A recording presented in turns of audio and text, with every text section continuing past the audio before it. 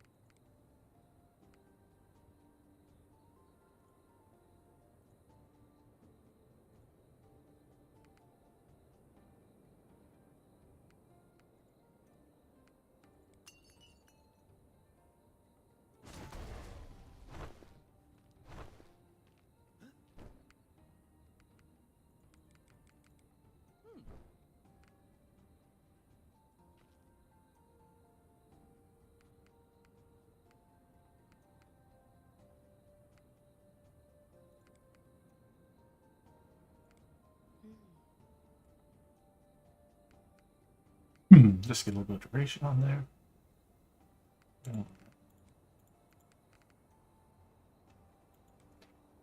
Don't need to use that ability. Everything else is good.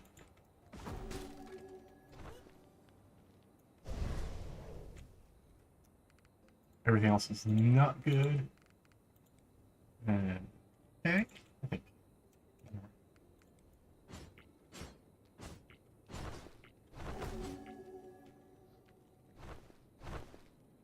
Yeah, let's get some donations out of the way.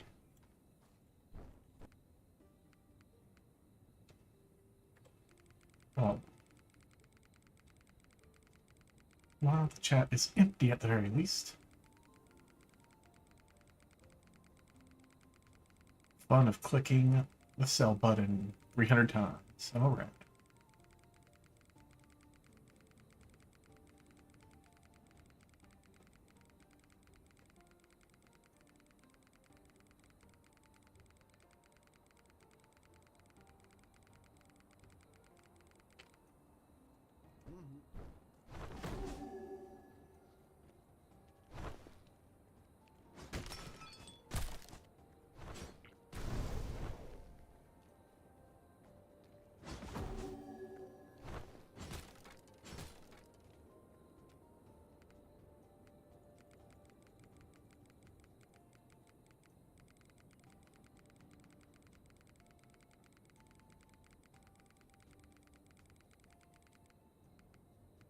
Gotta get to 1 billion soon. That'll be nice.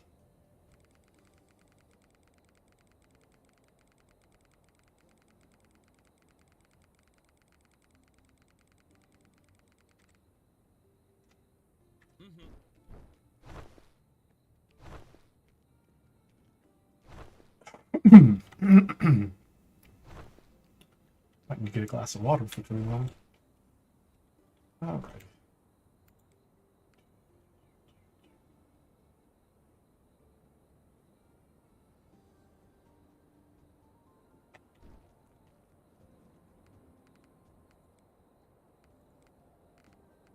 Yeah.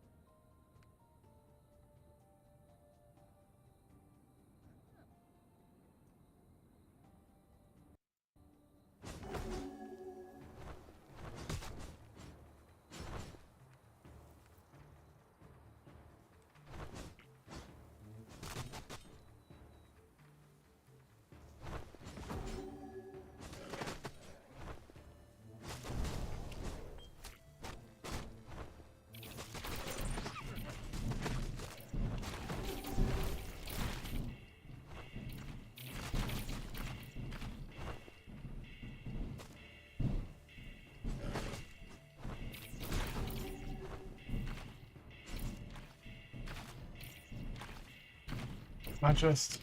Okay, I'm just 2 weeks behind. Cool. Shouldn't be too bad to catch up then. As long as I get the experience items early.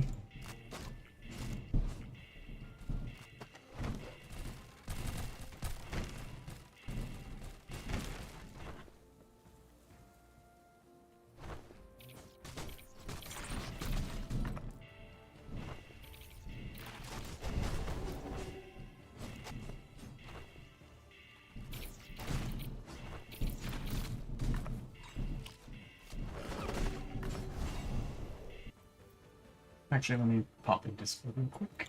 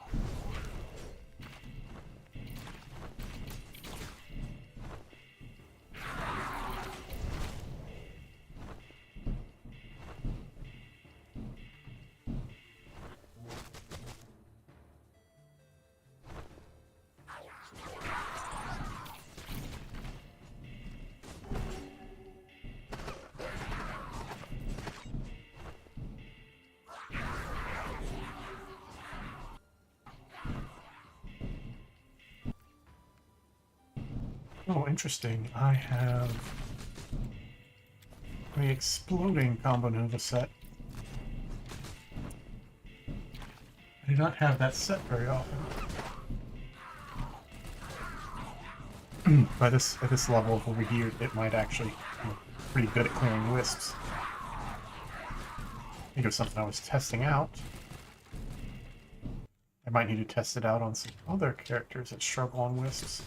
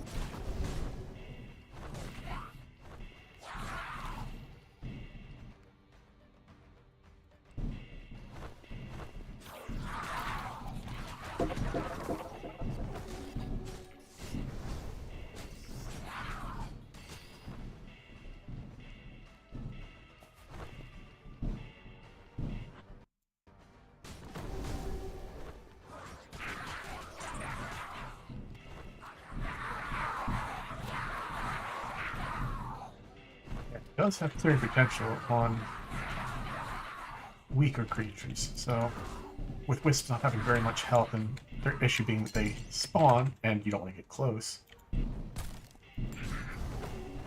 I really do need to get testing that on the characters that aren't bothered by it.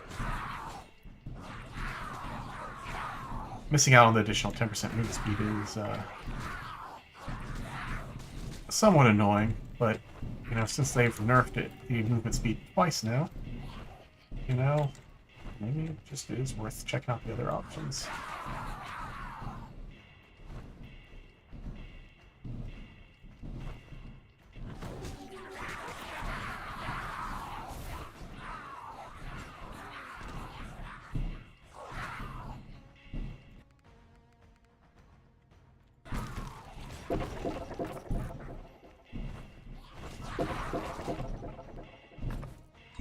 Oh, Book of Alignment. That's a good early pickup.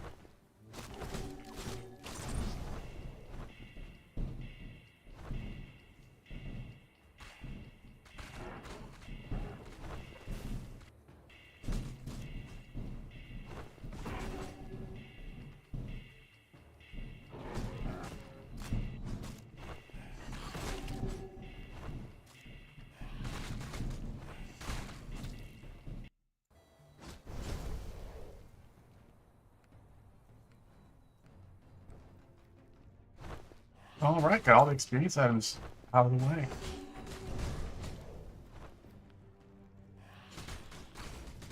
I mean, there's only 3, but...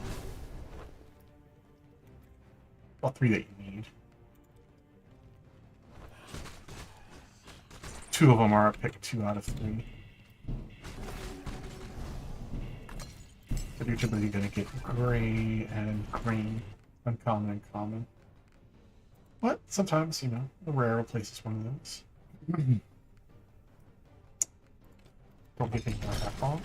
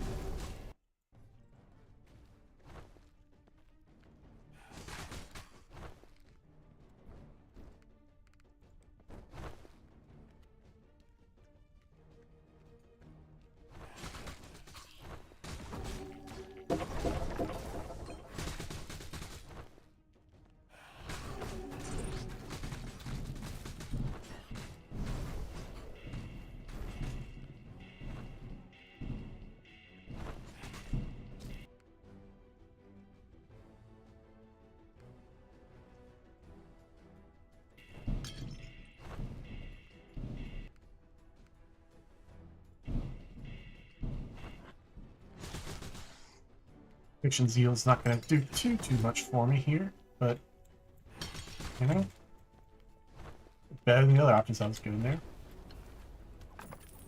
Somehow already got it capped out from the spell power build. I'd be very happy with that, but alas, I have a bunch of spell power, but I'm not a spell power build.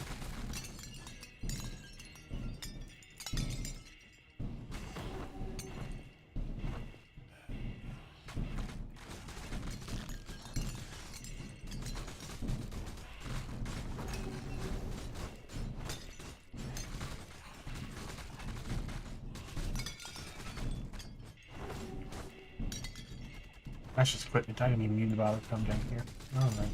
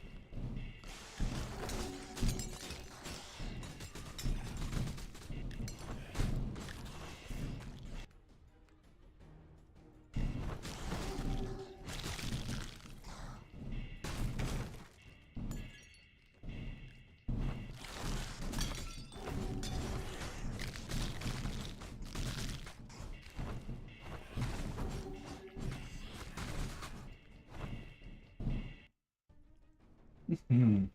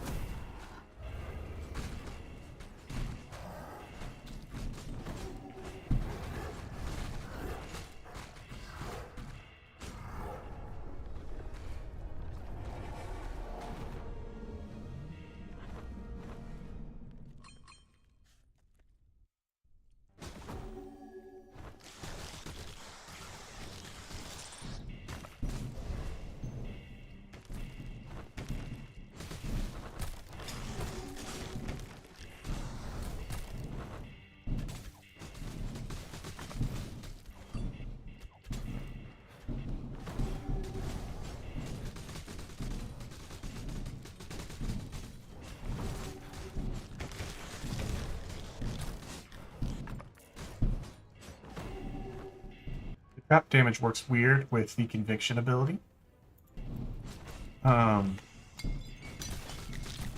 It basically calculates the trap damage before the rogue benefit comes in. So, yeah, if you step in traps, you're going to eat through all your mana almost instantly. You know, it isn't super helpful.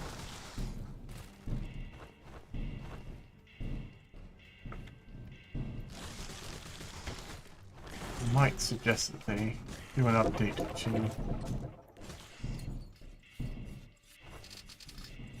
not include trapping. I think that's how that works anyway. I might be mistaken because I didn't lose it all there. Might be certain types of traps. I'm gonna have to keep an eye on that.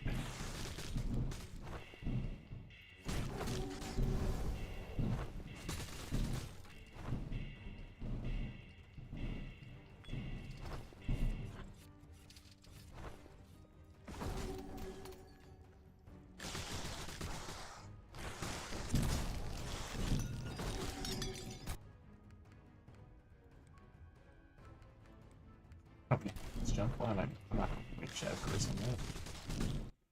What am I doing?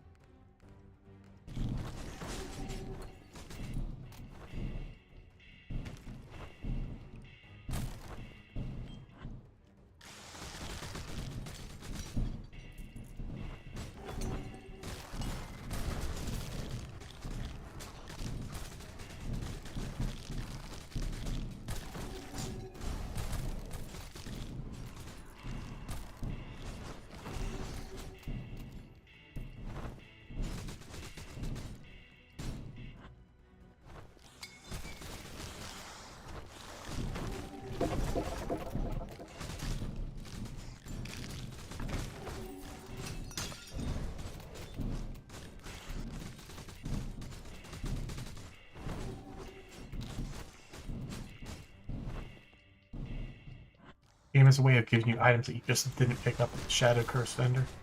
Funny.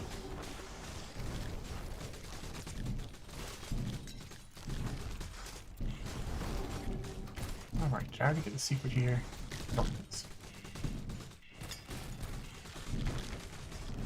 No, I did. Okay.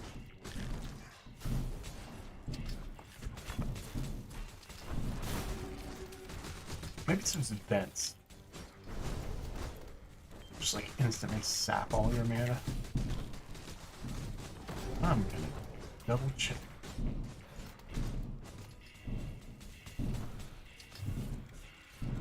No, I don't know. I'm gonna just not think about it.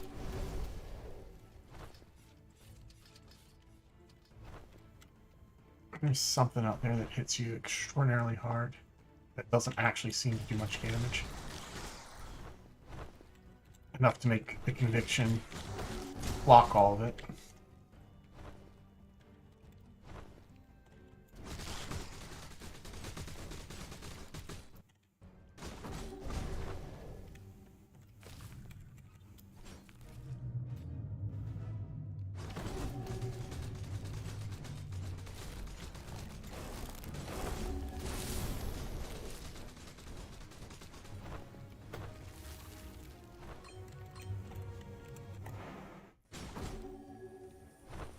back to 0.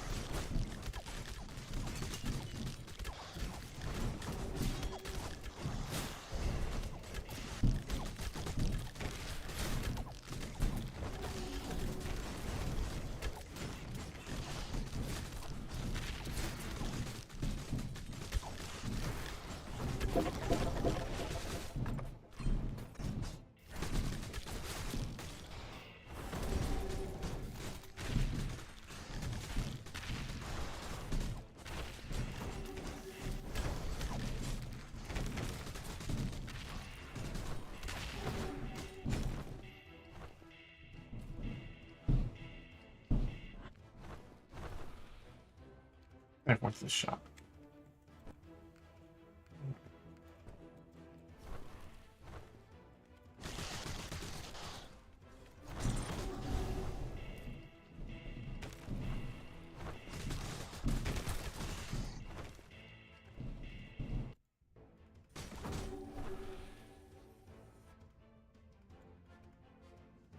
I mean,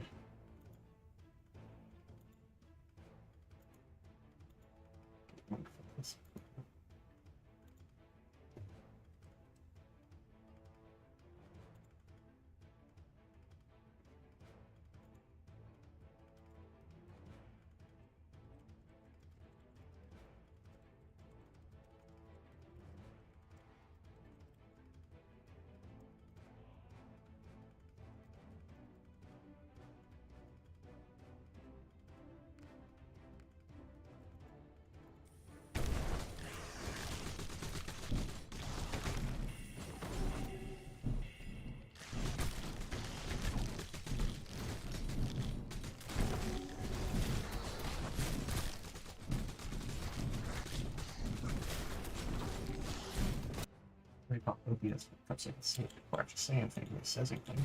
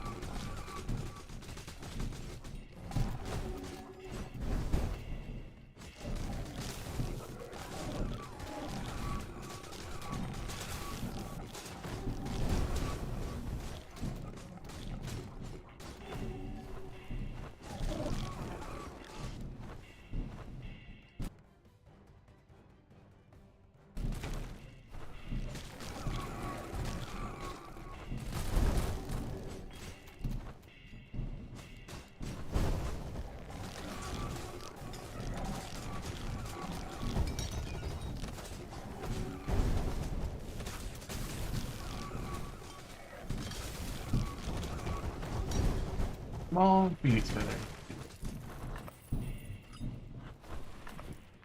Elemental prism.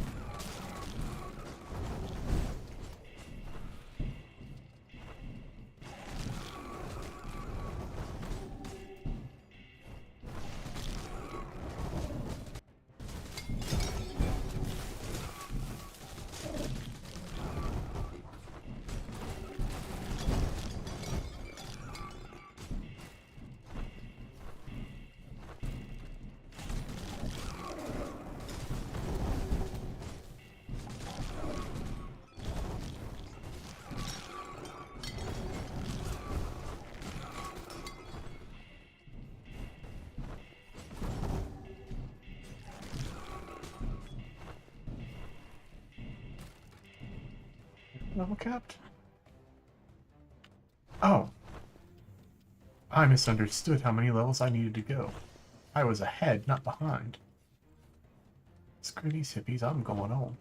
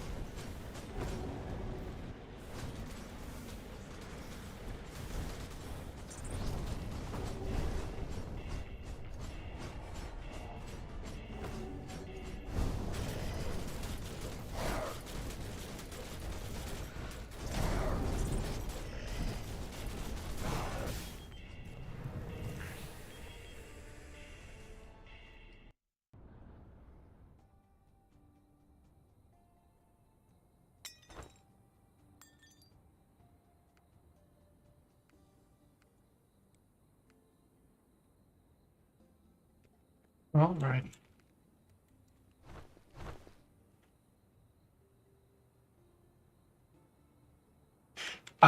Yeah, New Game Plus is infinitely beatable. Well, to what most people get up to. I think there's some experience issues with int overflows and whatnot around like New Game 3900 that you would have to cheat to get past. But what anybody is realistically probably going to dump into the game, yeah, pretty much.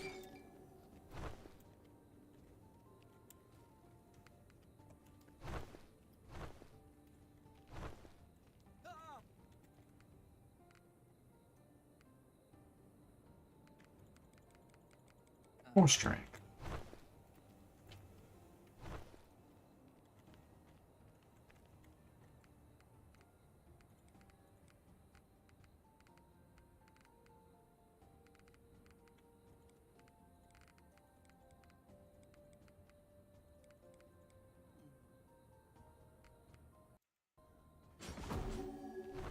Um, if it is on my leading character, at the moment, I've been doing about every 50 levels, but that's obviously not very realistic if you're in most normal levels of playing the game. When I was lower level, it was generally every 7 or so levels if I found an upgrade. Or, yeah, if I found an upgrade that was 7 item levels above what I had, I would change out the things, but I wouldn't farm for upgrades. I would get them as they came naturally. Now that they have epics out, I don't know if I'd have the same advice. I'd probably do a little bit less frequently, just because they're more expensive to upgrade. And since they kind of shifted power scale all in one direction, I would still get the epics, though. Means you can ignore a lot of chests in the run, though, so that also speeds things up there. Since you'll only be getting rare for weapons, you might just find yourself with bosses. Speaking of which, I didn't need to run the affix to get more epic maps because I am running on an underleveled character. Comparatively, Paladin is my second lowest at the moment. And I just recently got the achievement for 500 maps, so I don't need to collect them anymore for that.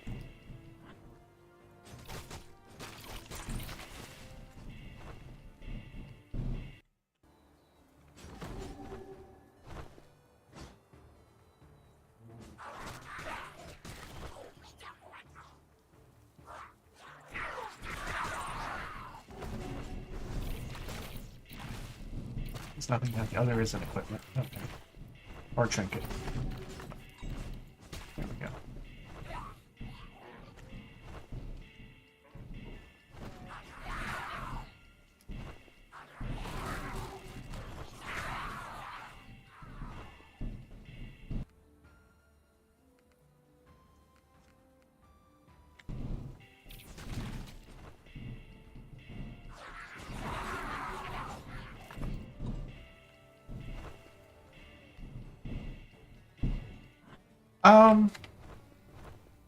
It goes through a bell curve.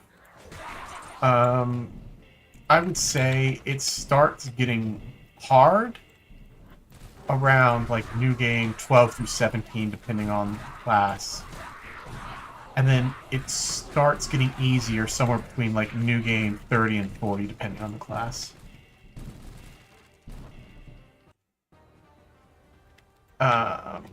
Plus 3.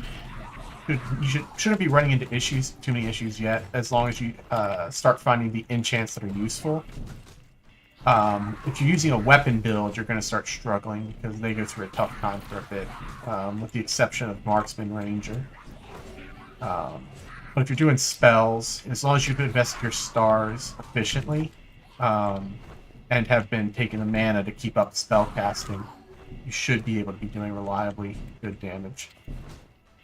I do have some videos on the channel for called Zero to Hero, where I basically just did a new save and just want to test how with the current update how everything felt leveling on a new game.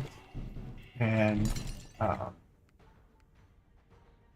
I I think it's as long as you have like a wizard leveled and yeah, you're putting appropriate enchants on gear, your spell power should carry you in the early game. Unless you're playing Paladin, which, you know, I wouldn't. Paladin is... They do not offer a good guild bonus, so there's not much incentive to play them there. Like, it's not useless, but it's not one of the good ones, and they are effectively the worst class in the game. So I would level everything else up before Paladin, which is kind of what I did. That's why they're my second lowest. But I'm just trying to get everybody up to 500 for now, so that's the reason I'm raising.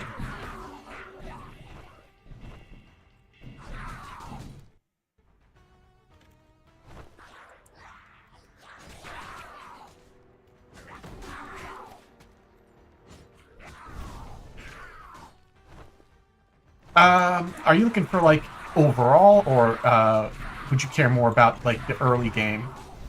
Because it does change a bit.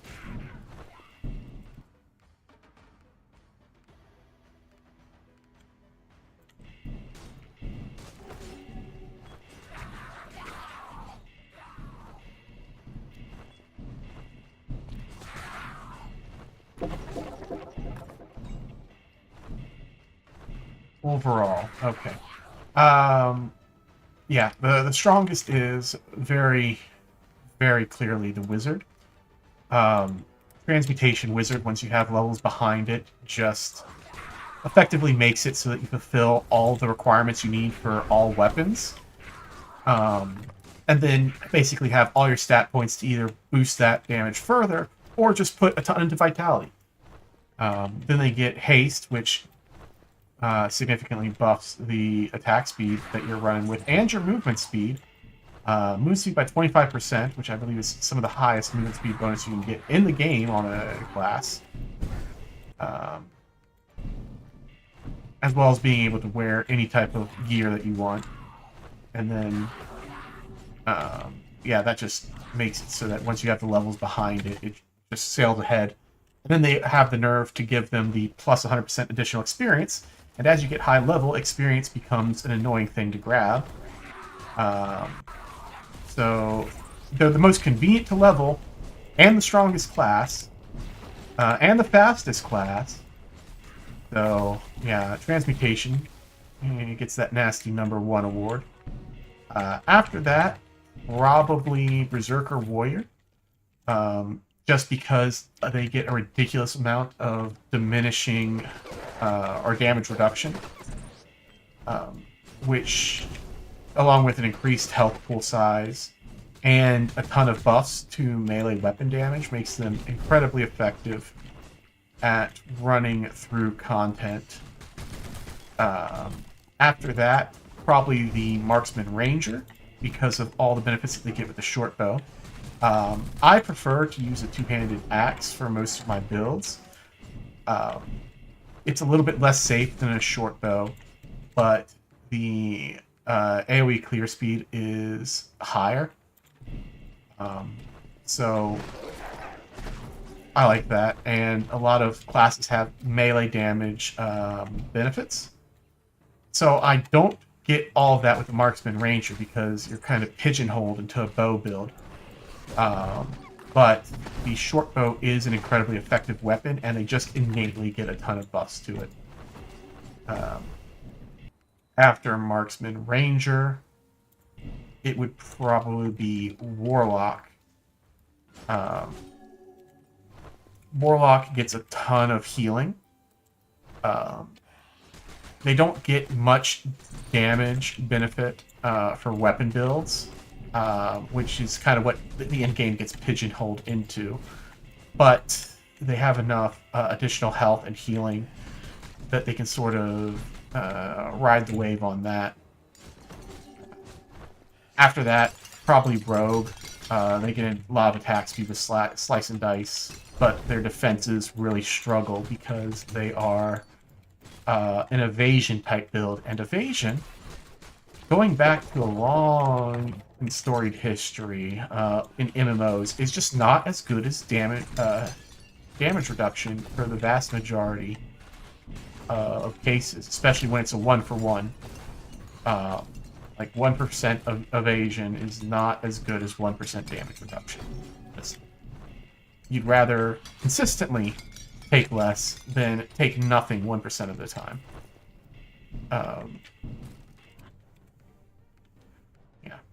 There's a lot of logic that goes into that discussion that I'm not going to rehash here, but the big boiling point is, if you're going to have an attack that kills you just barely, would you rather have it always not kill you, or sometimes do nothing? And, you know, the always not kill you is generally the preferred option.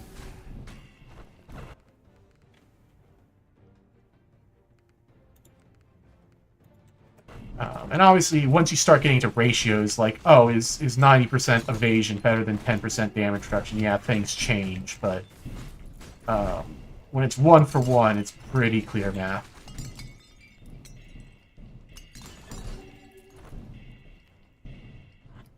And yeah, Rogue just doesn't get enough evasion to make it worth it. Like, they're still playable because you get damage reductions from other sources. They just don't get it from their perk tree, and that hurts them in the long run. Then you have the two failure classes, the Sorcerer and the Paladin. The Sorcerer is great early game because it gets regeneration of mana and health on crit, which is a super useful ability early game. The problem with a Sorcerer, though, is all of their damage is elemental damage, and elemental damage gets worse and worse the higher level you are. On top of that, they have no offensive weapon support for the weapons that you would want to use, because the arcane weapons that they do have a very, very slight amount of support for are bad. Largely because you have to invest in intelligence to wield them, which gives you no stats for weapons. And, again, they are all elemental-based, because the only thing they get support for are arcane weapons, which only come in the lightning, fire, and ice variety. So when you get to Wisp of the corresponding element, you're boned. That's their biggest problem. They do have some defensive bonuses that are nice for elemental damage resistance, which make them better than the Paladin, which is just a shitty class. They get a self-heal, which doesn't matter once you start leveling at high new games. And once you learn how to start avoiding damage, all of their benefits are for melee weapons, which is great, but they're spell power bonus benefits, which, you know, would be kind of a unique take if they were reliable, but they're not. They're a 20% chance on hit, and in order for it to be significant, you also need to crit. So on top of the 20% chance to hit, you now have to get a 10% or 50% chance to crit, generally with spells. So only 10% of your hits are going to do significant damage. And that's if you haven't taken a bunch of damage that has lowered your mana pool. And it also requires you spreading your stats between spell power, focus, and vitality, which means you have to, you know, multi-ability dependent. Means all the stats are a little bit lower because of that. So the spell-powered variation is not good. So then you just have to go all-in on weapons, but there's no all-in weapon support. The closest thing that they get is extra fire damage from the Radiance build, which is what I'm running. But you don't want to split elemental damage, and the drink that gives fire elemental damage half of what your physical is, isn't enough to even be a drink that you'd consider drinking.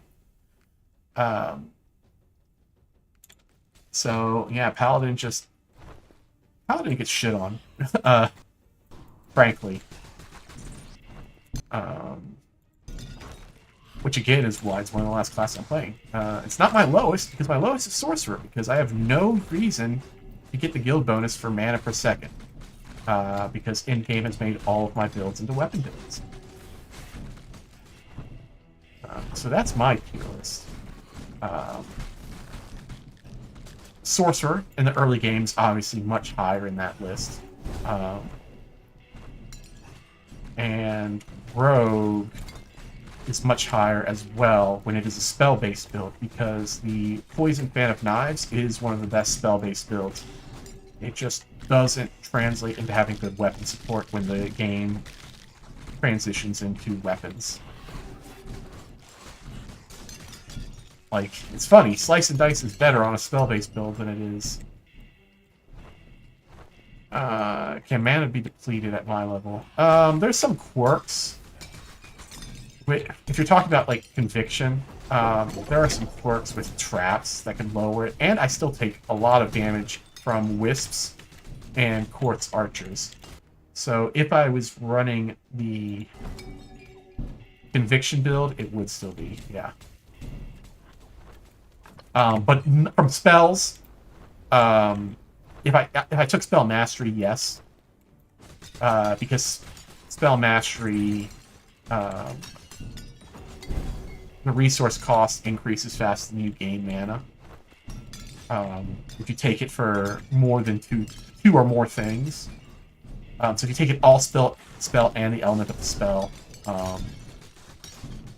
you're going to run out of mana. Which is that's part of the reason that spell builds don't work in the game. The other part is, okay, so if you could have 3 masteries and not run out of mana, spells would scale about the same as weapons do. The problem is you can't reliably run any build like that. Because the mana cost increase, you can't get enough mana to sustain yourself. Not without taking a drink, that, like the one that gives you a percent of basically mana leech from your weapon. The issue of doing that is if you take one of the drinks for that instead of a DPS skill, then you've also just made yourself lose the scaling war for weapons. Because all 3 of the DPS drinks of Sudden Death, Ambitious Adept, and Impetuous Apprentice are necessary to even keep up with weapon builds. You don't have room to take something that's, how should I say, yeah, not enough room to take something that's support instead of damage.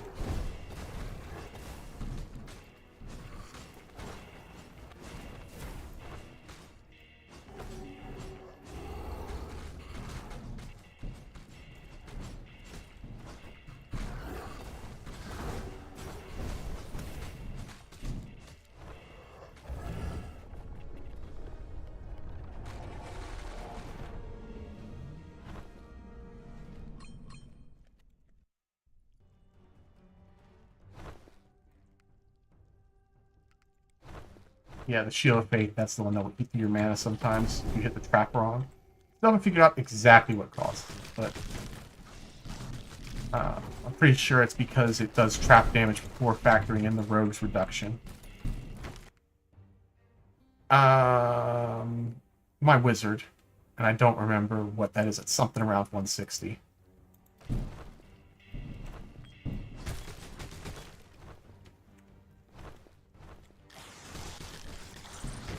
They are currently level 820, whatever that works out to be.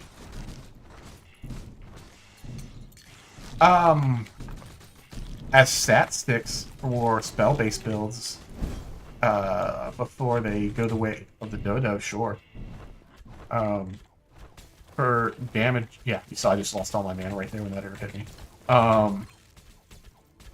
Let's see.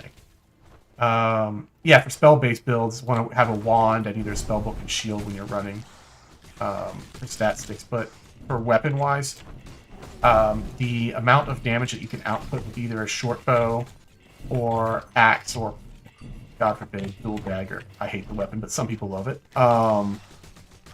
Just greatly surpasses anything you get out of a one-handed weapon. So no, like, if you want to say that, oh well, I want to have a one-handed axe and shield so that I can do wisps easier. I mean, okay, like maybe you could do that. I wouldn't recommend it.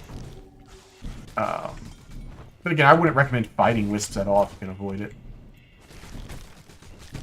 Because wisps are just a pain in the ass. Did I get the secret here? Wait. I thought I just saw a chest. I did just see a chest that I missed.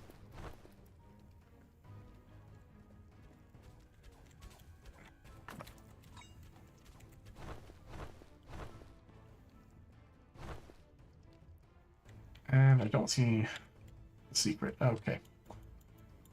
Where is... Okay, there's the secret.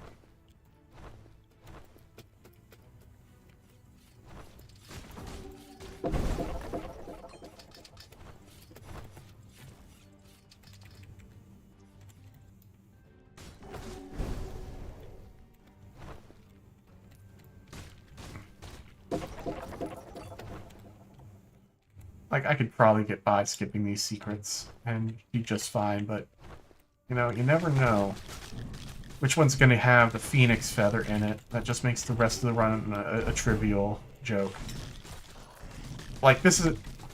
Nothing is really even, like, attention-worthy until I get to quartz. And then I have to dance around the archers there. And not nearly as much. I've not played Hammerwatch 1 nearly to the same extent.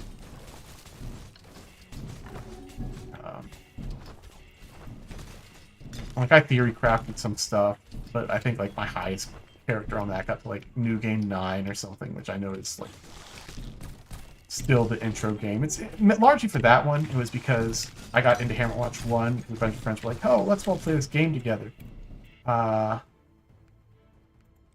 And very quickly, they decided they didn't want to play the game anymore. Whereas Hammerwatch 2 was like, you know what, I like the first game, I'm going to jump into it. And, you know, is less tied to the commitments of my friends, which also bailed on this game, but kind of how it goes.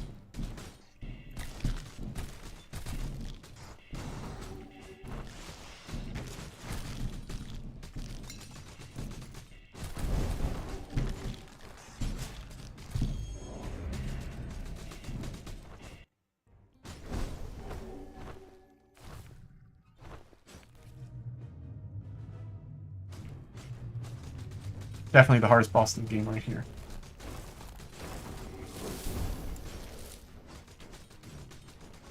Yeah, the first one definitely has more layers of depth, and I hope that they get around to adding some of that to this game. I know that they have active development on it.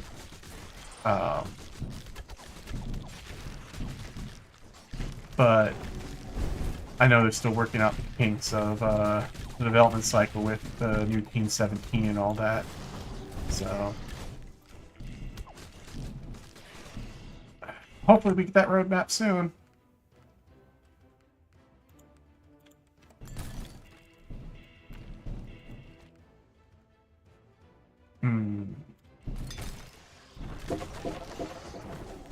Don't like giving up what I just got, but you know, I'll take that iron any day of the week.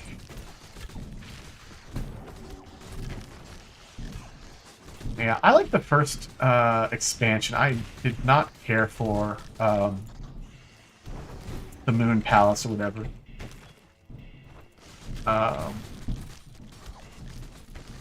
But maybe if I would have played longer, I would have liked the variety. Just it seemed a lot different in gameplay loop. It didn't feel like it was necessary to the core sort of leveling experience. Whereas the statues and everything in the pyramid made it feel like it was that expansion is kind of necessary. Well, maybe not necessary, but it empowered your character in a way that made it easier to level.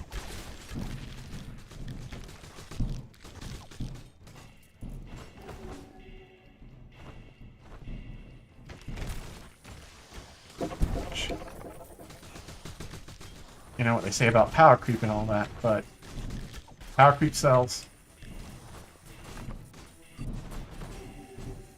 Yeah, see, trapping all my mana. Got it all back, but still. Maybe I should get some of these. Maybe I'll Shadow Curse.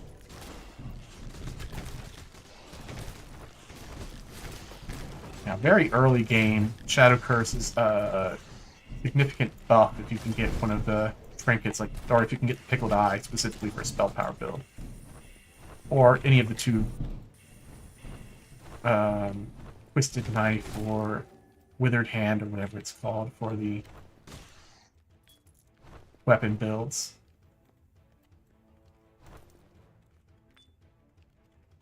Yeah. I do think some either different campaigns or like branching paths would do a lot for this game.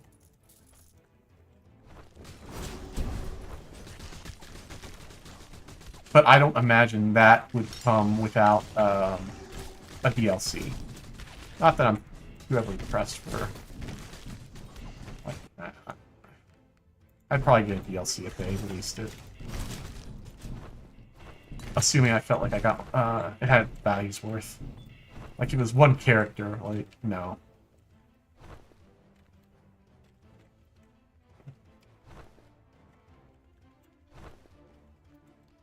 How do I look at experience wise? Man, it's slow. I've not gotten any experience items. Which, granted, there's only the 20% from the medals and the frickin' 40% book. Which is kind of something. Something.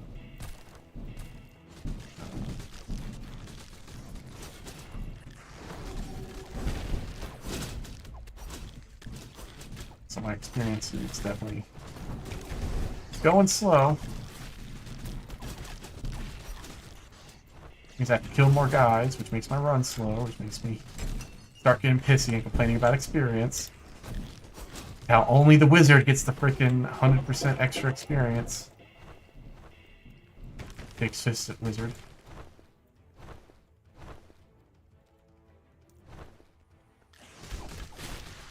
I just think it's funny that they gave it to the strongest class. Like, really? You do us like that?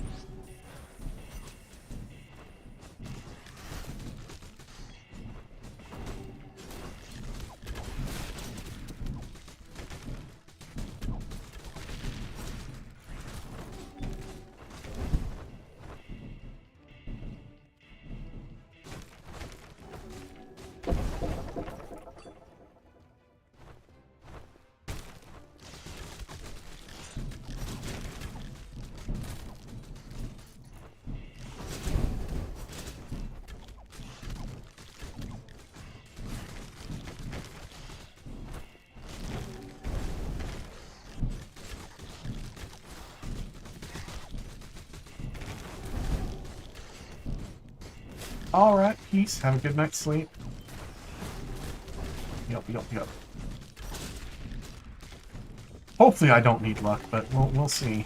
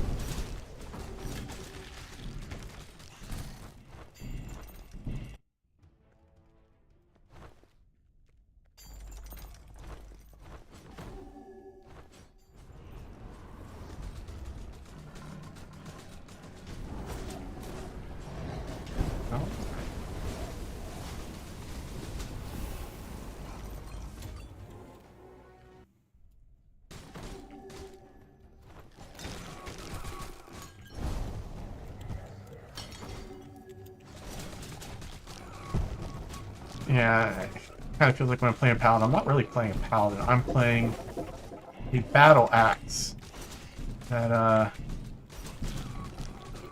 occasionally heals itself. Because almost nothing the Paladin does is actually involved in the character. Like, some of the defense is sure, but...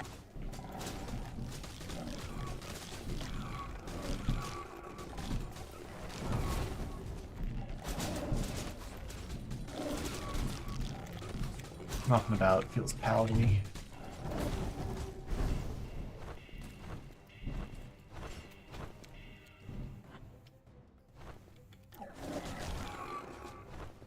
And again, a lot of character classes sort of fall into that in the late game.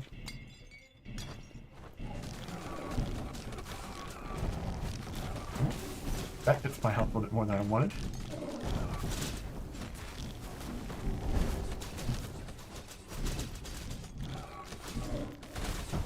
May not look like my shot was not quite kicking me at all.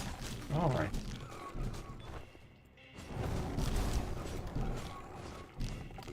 There we go.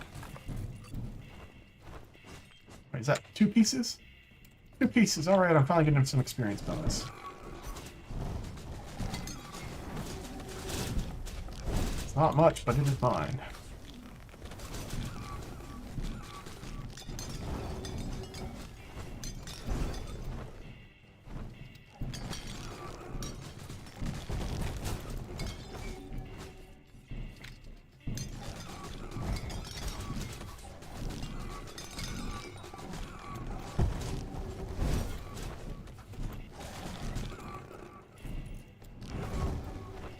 There's equipment, but we did it.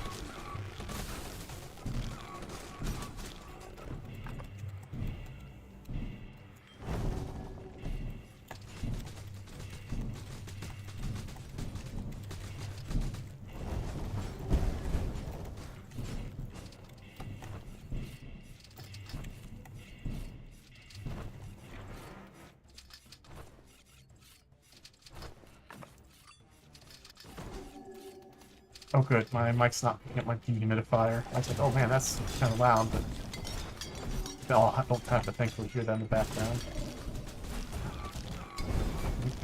Good old East Coast weather, dehumidifying in the winter.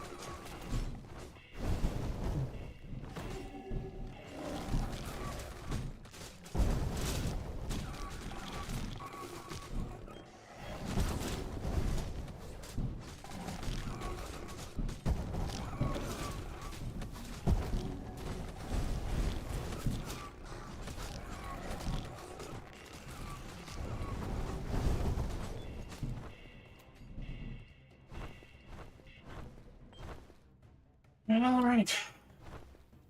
2 levels and 14% to go. Nope, Treasury though. Phoenix for the Phoenix for the Phoenix for the Phoenix.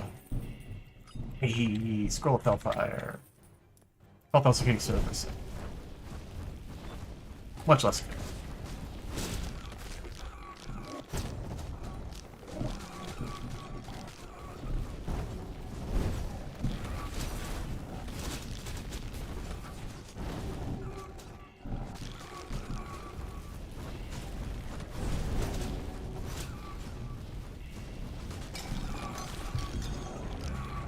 Alright, now just 2 levels to go.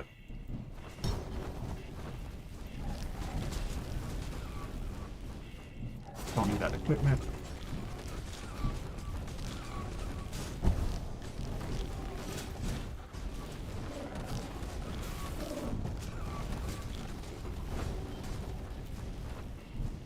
Oh, there's a secret. That's neat.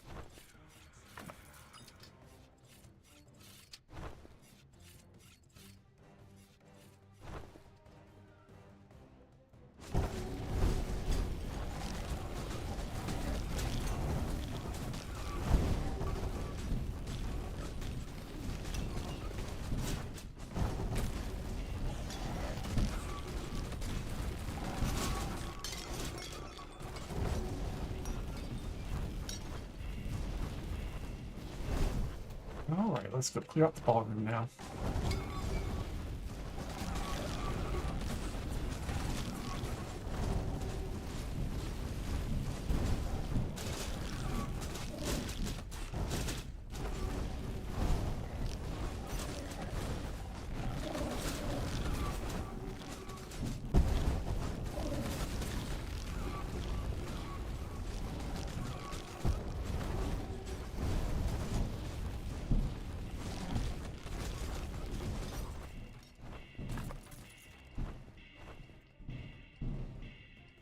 Alright, only level and a half left.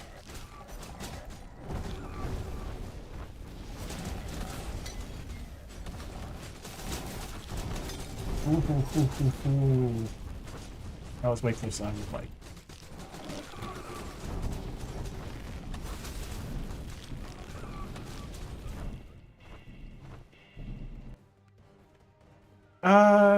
This is, I think, about 1100.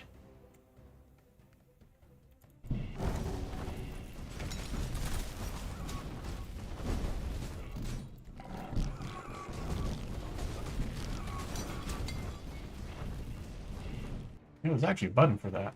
Let me check. Yeah, only 910 on this, but I think 200 between others.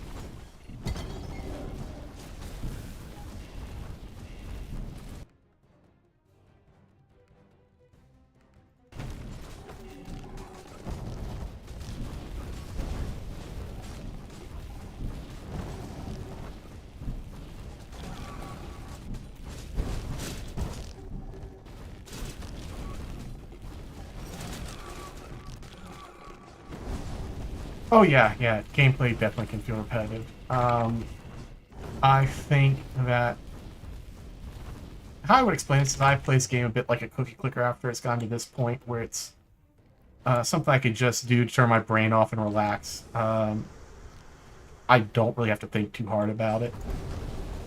So it's more of a relaxing game than a adrenaline pumping game. So, you know, I don't mind the sameness of it in that regard.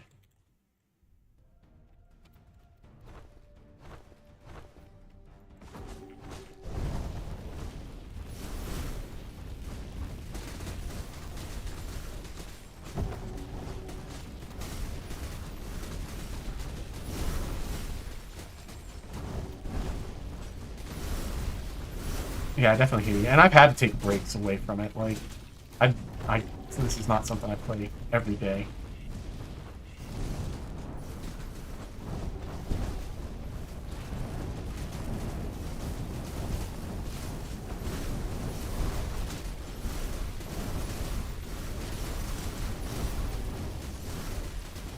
Right now I have kind of a goal set, though, to try to get each character to 500, so I've been playing a little bit more than I have as of too late.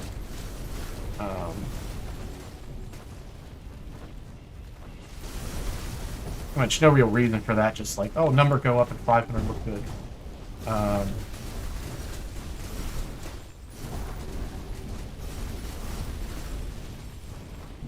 But having a loose goal like that, it's like, let me get a little bit of time in here, a little bit of time in there.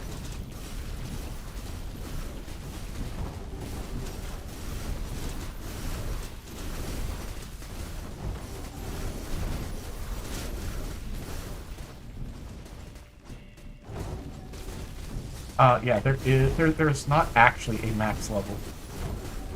Well, not until you start to worry about int overflows and things like that.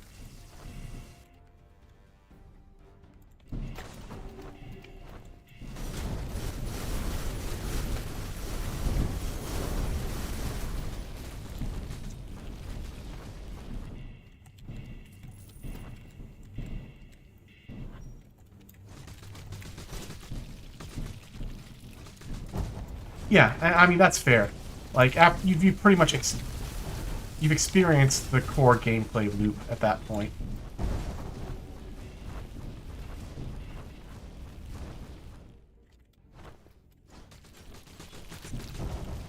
I do think the game would be a lot more fun if it was easier. One, if they kind of fixed some of the lag issues. But yeah, lag is a complicated thing. Fix. Especially in a peer-to-peer game.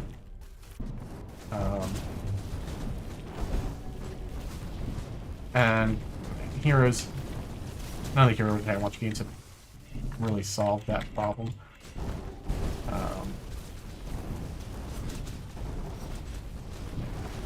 But also just that there's no way to really line up characters to play with each other once you start getting a couple new games in. Just the amount of differences in guild bonuses based on how far you got in, like, you're going to have completely disparate ways of how powerful your character's going to be. So it kind of feels like somebody's always going to be carrying somebody else. And that kind of doesn't feel super great.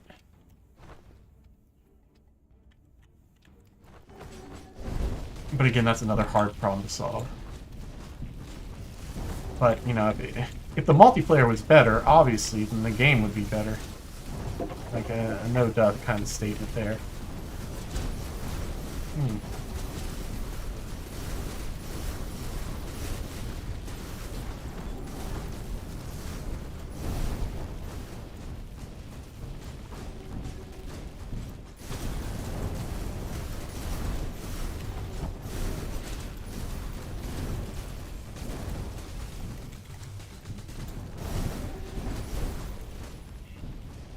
Also, I think the community hates wisps. I don't know why the dev does. Or likes them.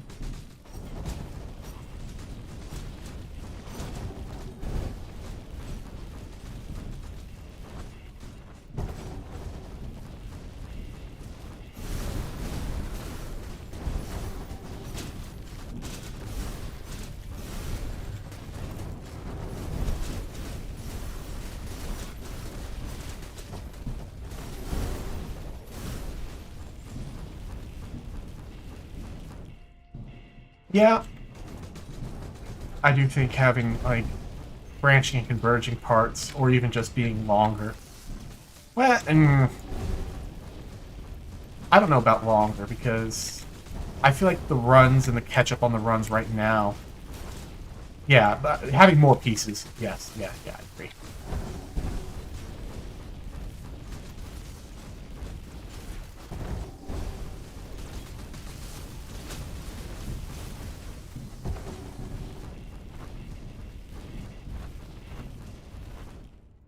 Yeah, like if there were multiple options that like it branched out, like, oh, you could go to this stage or this stage or this stage.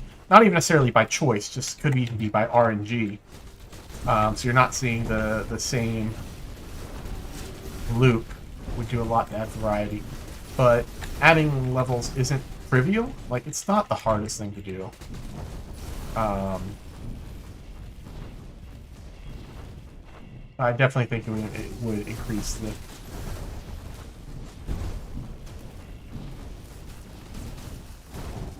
enjoyability of the game. And of course, you can do that stuff with modding,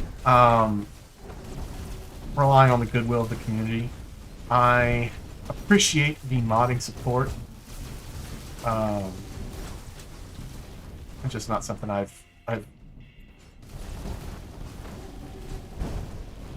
Yeah, I think that was probably going to be DLC if we get them, but having them, I think, would definitely make the game better.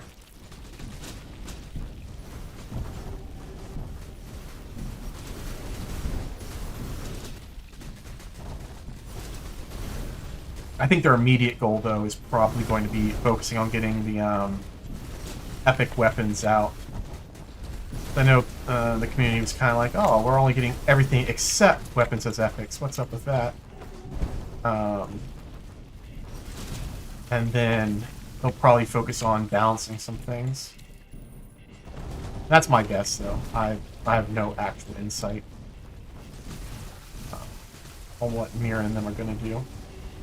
Hopefully, once we get that roadmap they said we're going to get before the end of the year, we'll know what's coming up. It is very, very quickly approaching the end of the year, though. So I'm not sure if they're going to push that back, or if they just meant, yeah, we're going to get it to you December 31st, 2025.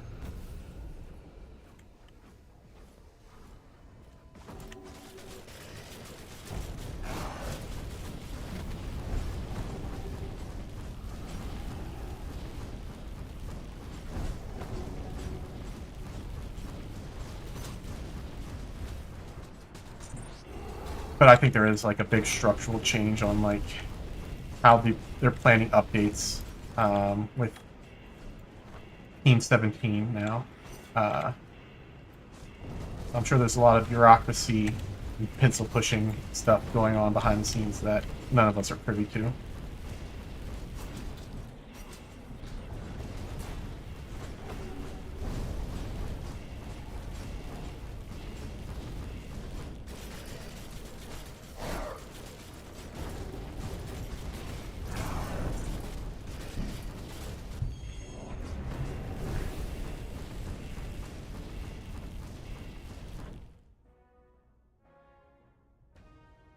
Yeah. Yeah, it just came out and then underwent development changes. Or development team changes, which made things a bit wonky. But I don't think it's going to be stuck in the same quagmire that Hammerwatch 2, not Heroes of Hammerwatch 2, but actual Hammerwatch 2 got stuck in with all the publisher drama.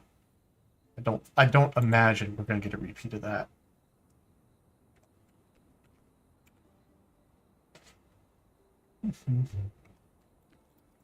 How did I do leveling wise? Oh, I got all my levels. Good, good. I did not realize I was on track. I'm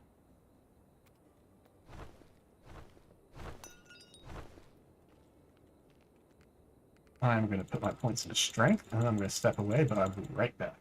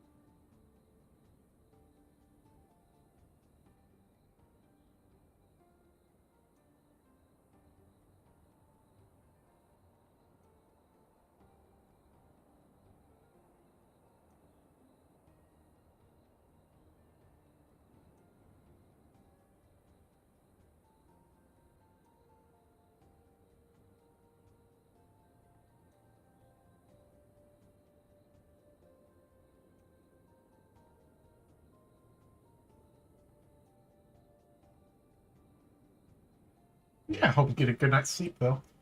Um, cool. Yeah, I had to get a drink real quick because I'm getting a bit parched. Alrighty, that's good, that's good, that's good. I don't think anything's spin there.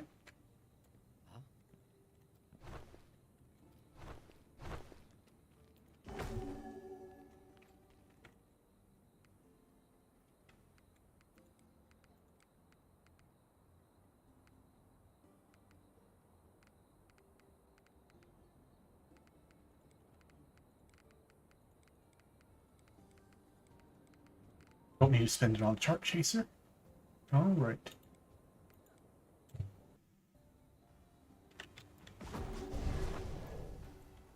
But yeah, if you have any questions about builds or anything along that, I am pretty knowledgeable about most of the classes.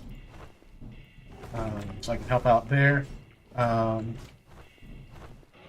you just want to sit and lurk, that is also perfectly fine, but I will probably default to complaining about Quartz Archers and experience if I have nothing to talk about. Which, you know, you can just turn the sound off if you don't want to hear that. Otherwise, I'm just going to try to get another new game on Paladin real quick. Hopefully I can get the experience tools early this time around.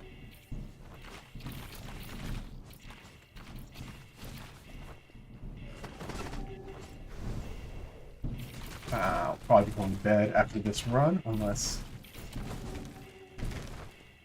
I'm still feeling a bit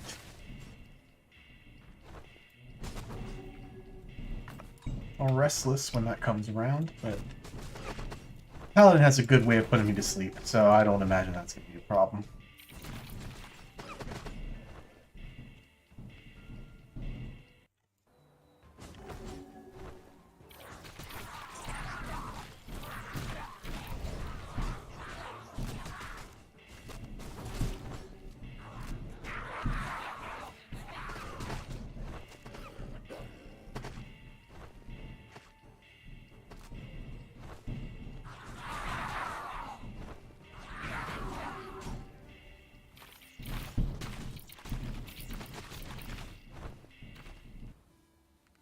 Oh, there's one of the experience items that I'm looking for. Let's see if I can get another of that set, or if I can get the Book of Enlightenment. That would be an dandy.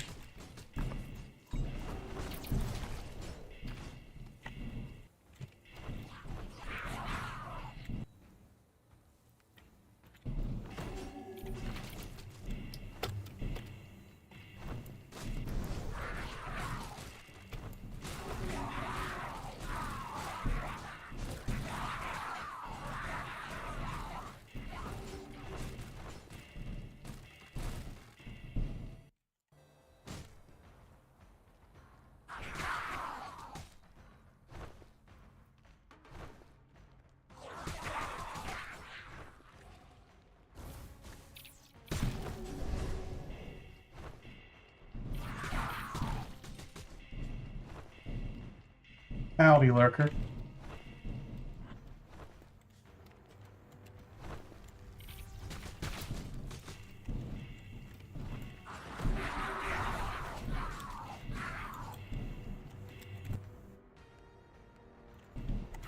Yeah, and I don't feel offended if nobody feels like speaking up, because honestly, anytime I'm watching a stream, I very rarely chat unless I have something and I'm very specifically interested in or need to figure out. And Hammerwatch is a game that, you know, you can figure a lot of stuff out by yourself. There are complicated mechanics, but they don't have the hugest impact on play.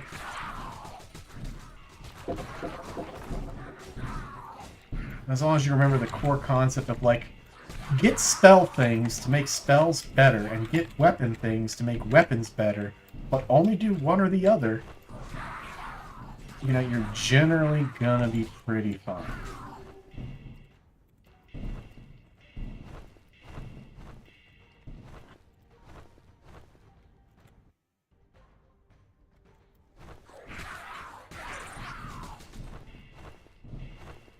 On the official Discord, I put a bunch of math, graphs, formulas, but like at the end of the day,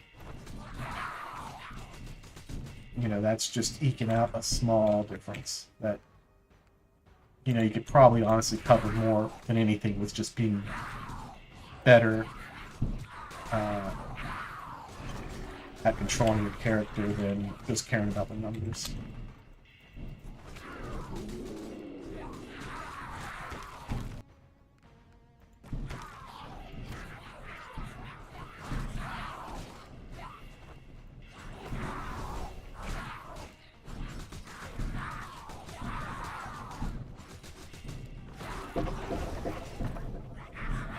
Ooh, Book of Experience. That's one of the things I wouldn't know if I could just get one of the medallions. We'll probably be able to skip most of Dark Halls. Which is great, because I just absolutely love Dark Halls.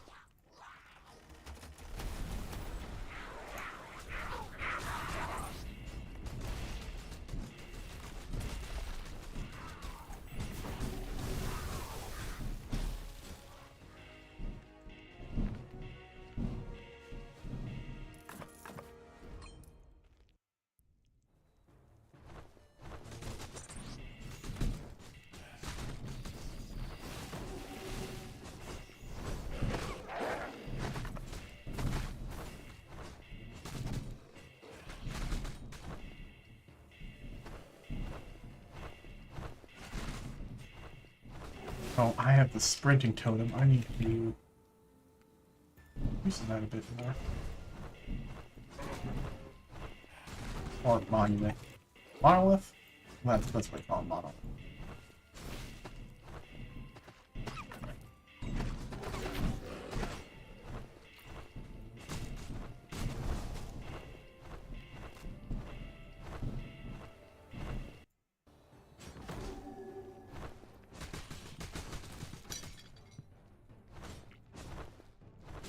Then again, I do one more after this one. I will have my next one set to be one of the 6s. The 6s are kind of what I pay attention to for new game levels, because once you complete that new game, you'll be at a number of 50. Like, 96 is level 500.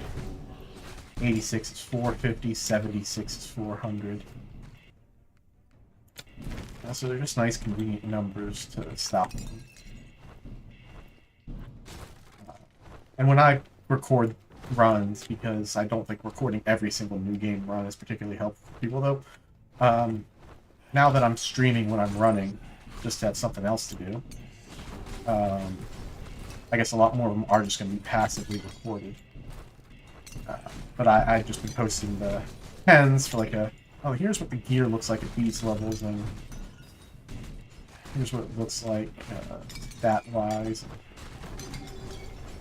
voice-wise, and all of that jazz. But I didn't even start doing that until my lowest level one was new game 46.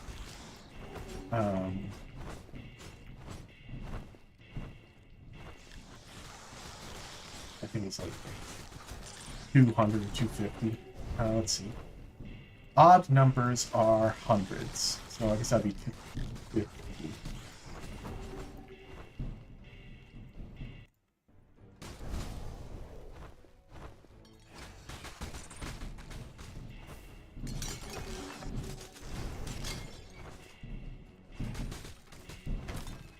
Which is, by and large, still a higher level than most people will ever play this game to.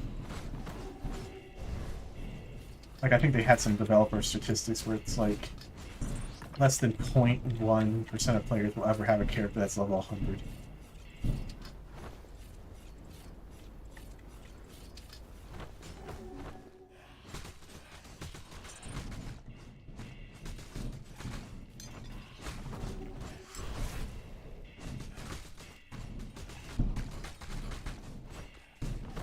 I don't remember where I heard that, so that might be made up. But it feels right. And, you know, never let the facts get in the way of a good story.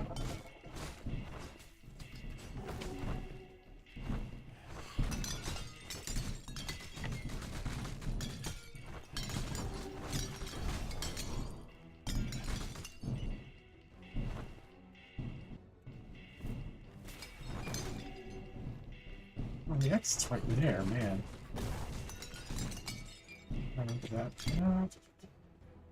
I think the only thing up there is that? Yeah.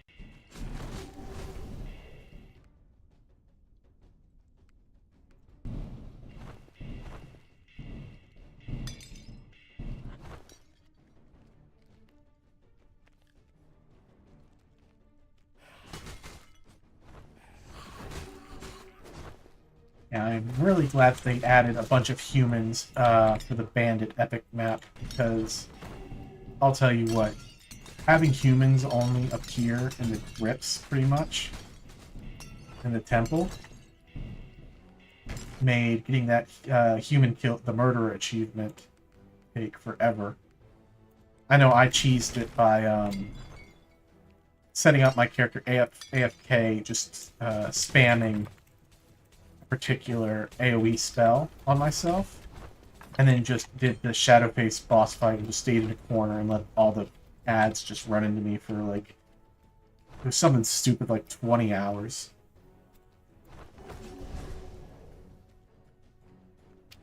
But now it's not quite as ridiculous. It's still high. It is still high.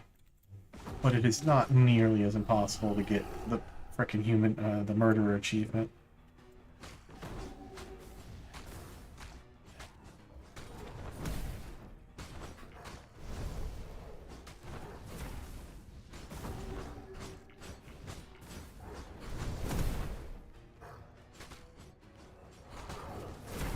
That setting up the cheese that way did teach me some things, though. Like, you can kill Shadowface with Thorns damage. Because my initial idea was to just have high Thorns, but then he plopped, low-level Shadowface plopped a, yeah, one of his black orbs on the ground, and I was standing on it, and it was like, well, he's dead. I probably could have solved that by bumping up a few new game levels, but it just felt kind of funny.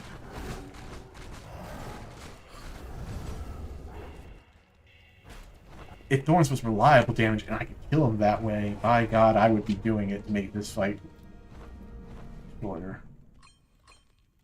But unfortunately, his health scales more than the static Thorns amount scales with spell power, so... Hey, you. Oh, hey, somebody in the Discord. Yo! What's up? I didn't know this came out of Discord. Yeah. I am in the YouTube channel, and I had my screamer mode on. So I didn't hear you come in, so a voice just popped, and I was like, ah! Gave me a little bit of a start. Just a little freak out. Hey. Like, oh my god, there's a ghost. Yeah, I saw you were streaming runs, and I was like, oh, cool. Mm-hmm.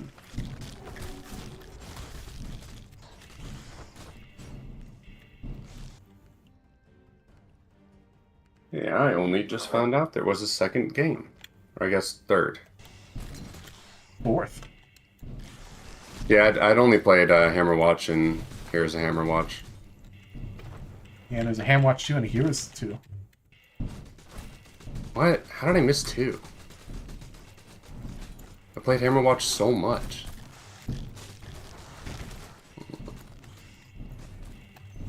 Yeah, I know the Hammerwatch 2 game had a bunch of publisher issues. But I think that one was multi-platform. Just I don't think Yeah, the platforms I had didn't get them a lot of good updates. yeah. I mean, I had them. I had Heroes and Hammerwatch 1 on just Steam. Yeah, I have not played the core series games, only the Heroes. They are fun. Mm-hmm. Or at least my memory from 10 years ago suggests that they were. Oh, please don't have that actually be the date. I'm gonna be sad if I just made a joke and if it's true. I don't think Heroes, at the very least, is not that old. Hammerwatch, I last played in just like base Hammerwatch. Last played in 2017. I mean, 8, you know. Not quite 10. It came out in 2013? Oh. Yeah. Oh, I do have Hammerwatch 2. Okay.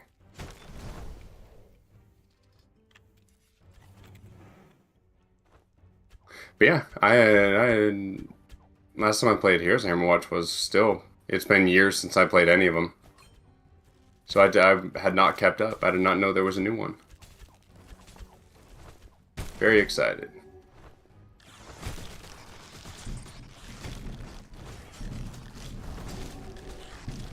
Yeah, they're good games, and I'm glad it's still getting some dev support. For real?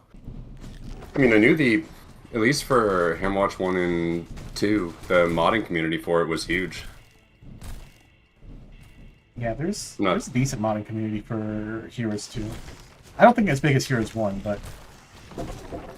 I think I played through, like, Ravenwatch and Strahd. People were making, like, D&D campaigns on them. Not, like, actual campaigns, like the modules and stuff. I mean, to be fair, the campaign of Heroes 1 is kind of Curse of Strahd. Yeah, it is.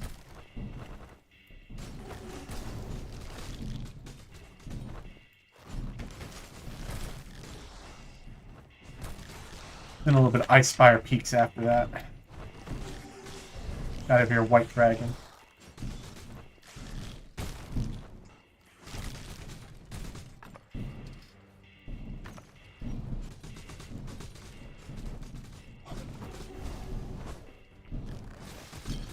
Oh yeah, please just ignore me if I'm coughing. I'll mute. I have the plague. Ooh. Flu, COVID? Luckily, neither. Just Okay. I live in Tennessee. I went to Texas for a wedding. Came back with something. Oh yeah, airports are the worst at... Dude, who knows? Could have been anybody at the wedding. Could have been nobody. Could have just been I was worn down over the weekend. Who knows? But what I do know is that I am ill now. And it at least is not COVID or the flu. Just gave me some antibiotics and pushed me out the door. That's good. I mean, not the state of the American healthcare system, but, you know, you don't have the flu or COVID. Yeah, I mean, I generally don't get sick very often or stay sick very often, so by the time it had hit like a couple days in, I was like, yeah, let's just go to the doctor. Let's just solve this. Mm-hmm.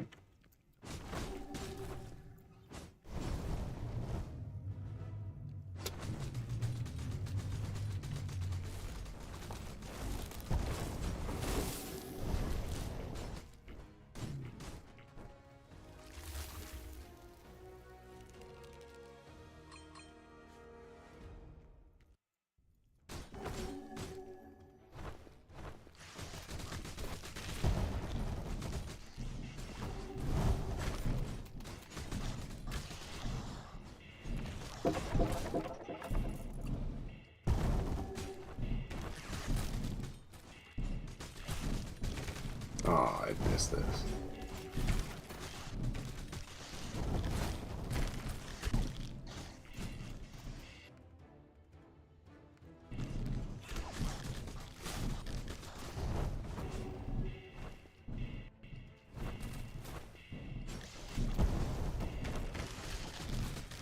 Ooh, Warlock is different. Yeah, Warlock's a lot better now. He's not just lightning wizard.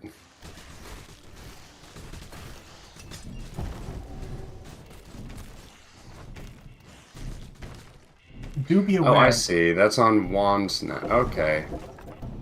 I can kind of dig that. I like that change.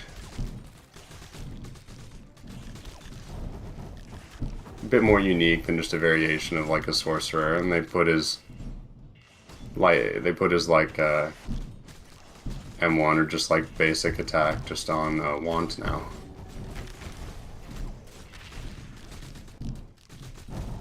Yeah, a lot of the weapon, or a lot of the M1s have been just transferred to different weapons. Still the same thing where like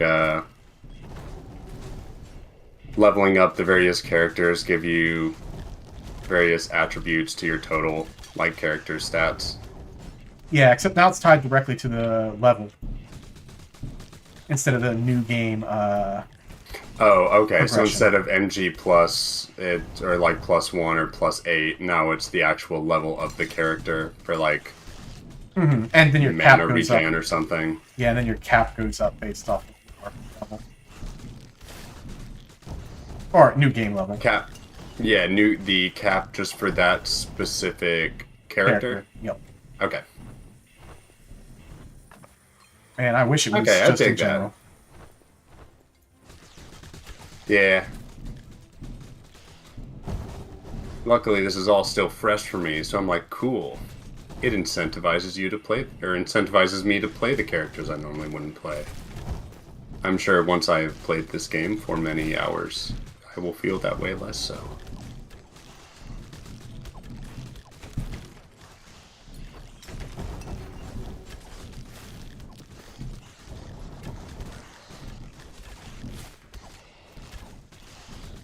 Yeah, especially early game. All the passes are pretty relevant. Though, like you said, as you get up there in levels, that dissipates some, as most of your stats will just come from your gear and your investment.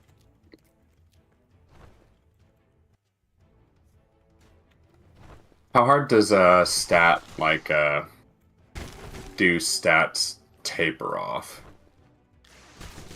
As opposed to like getting boost through equipment. Like say boost for as an example, not to just so it's not the most vague question in the world. Like getting additional weapon power on a like a dagger versus adding in like stats later on to like dex or something.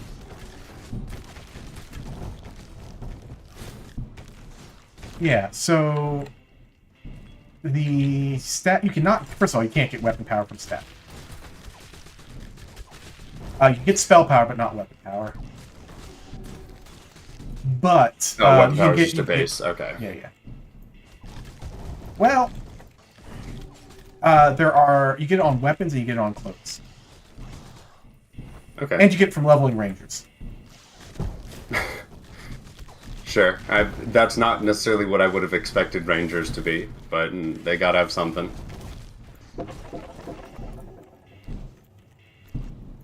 And yeah, the main stats, int and dexterity scale in very similar ways.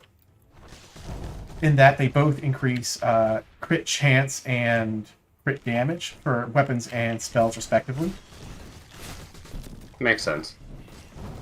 Strength gets armor penetration, which is just basically a negative for resistance for the enemy. And armor. It is a very bad stat.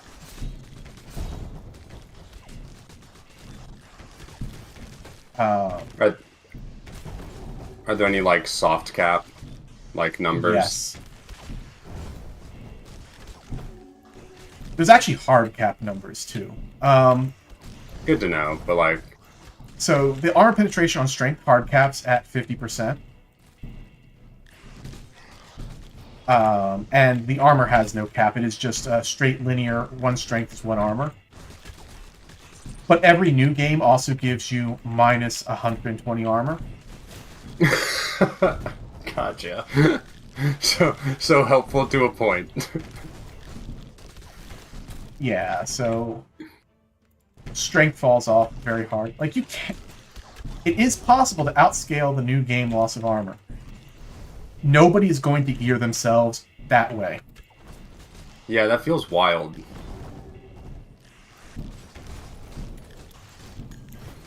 Yeah, it's like a requirement. You have to be a class that gives you additional armor, and then have armor enchanted extra on every piece of gear, and then use strength gear, and also be using a shield. And then you can outscale the negatives. That definitely feels like a YouTube video bait. Yeah, and then you're not going to be doing anything about resistance at that point. Which is what actually kills you. Because physical damage is mostly on pairs on mobs that are before the end game. That sounds about right. Yeah. It's like you can die, but you're not going to from physical damage. It's possible if you stop moving and get distracted, like on a phone call.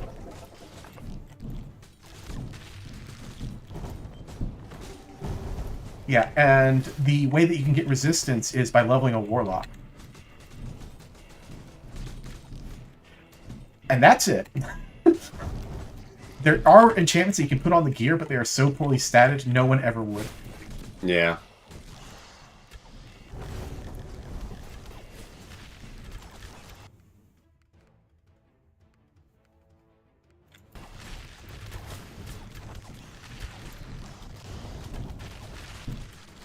But you get enough damage reduction from other sources that you still outscale their damage very, very slightly.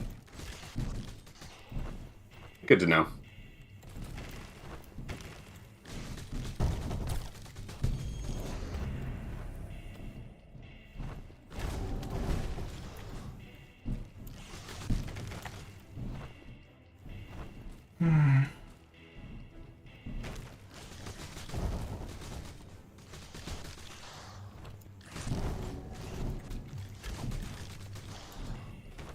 Yeah, the early game, it's heavily encouraged to go spell heavy for most of the classes. Once you start getting to like very high new games for most people, like new game 20 or 30, weapons start becoming a lot more viable, and eventually it becomes that weapons are the only weapons real... are doing the most? Gotcha.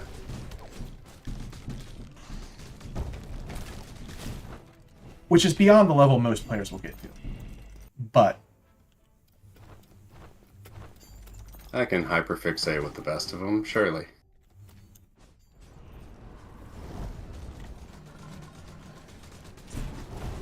All I gotta do is make this my work game for a while. exactly.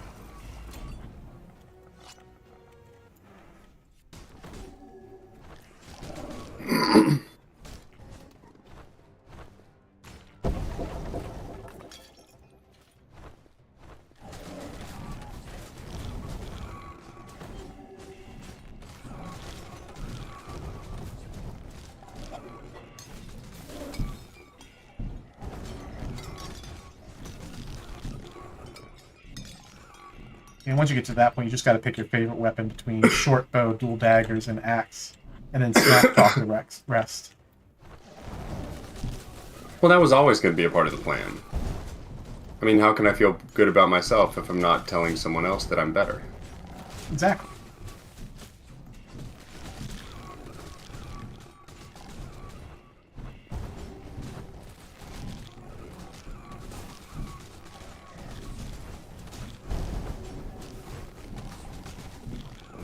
How do you feel about omnidirectional movement on At least in the previous games, it didn't really matter at all. But omnidirectional movement on like controller versus just mouse and keyboard for convenience and hotkeys. Oh yeah, no, I'm mouse and keyboard the whole way. Yeah. It's like the previous ones that I can't imagine the like.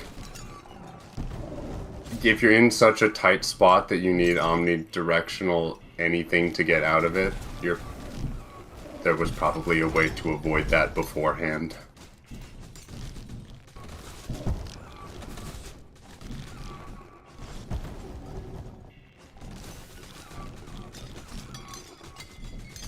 I kind of feel like the controller support is not that great as well. Yeah, I did notice something odd just to see what it felt like. Like, I just messed around with console commands until I got it to stop, but the weird auto zooming in back on the character with certain, like, skills.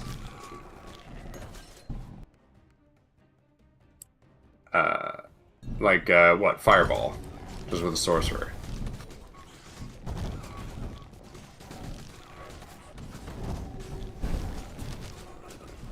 Just like you point in a direction and then it like slowly scrolls back to the like your character's position in the center of the screen, even if you're still holding it there. It's weird. And I can't fathom what the point of that is. Maybe like some weird you can just turn it off with one of the console commands, but Yeah, no, I literally have never tried playing this with a controller. just weird. Because I can't imagine like what its use. It is clearly an intended feature, not a bug. But I just don't know what its use would be. Like what the use case is. What did it solve by doing that?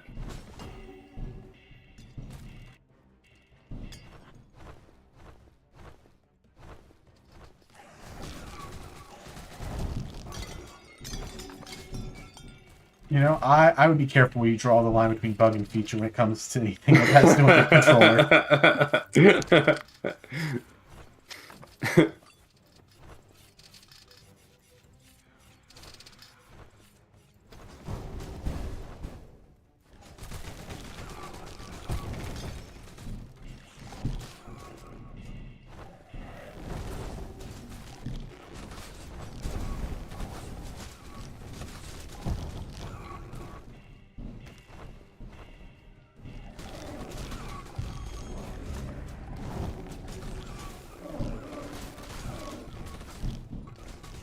Still haven't found a comfortable bind for the actual potion button yet.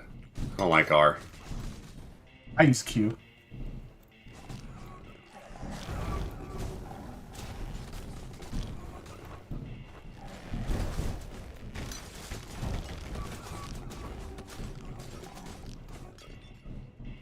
Yeah, I basically use Q and then just assign everything else to the something on the mouse.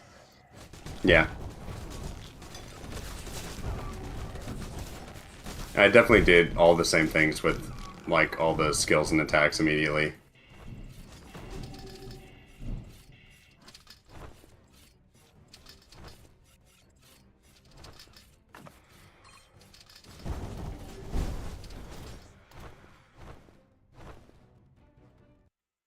Yeah, they made it so only some skills are repeatable, which kind of annoyed me. So I actually have an auto hotkey script that just spams buttons instead when I hold something down. Yeah, I definitely went to when I downloaded the game, went to the Steam Workshop to see what the most downloaded mod was. Just like not quality of life. And it was a, let me pull, what was the name of it? Here's Hammerwatch II Workshop.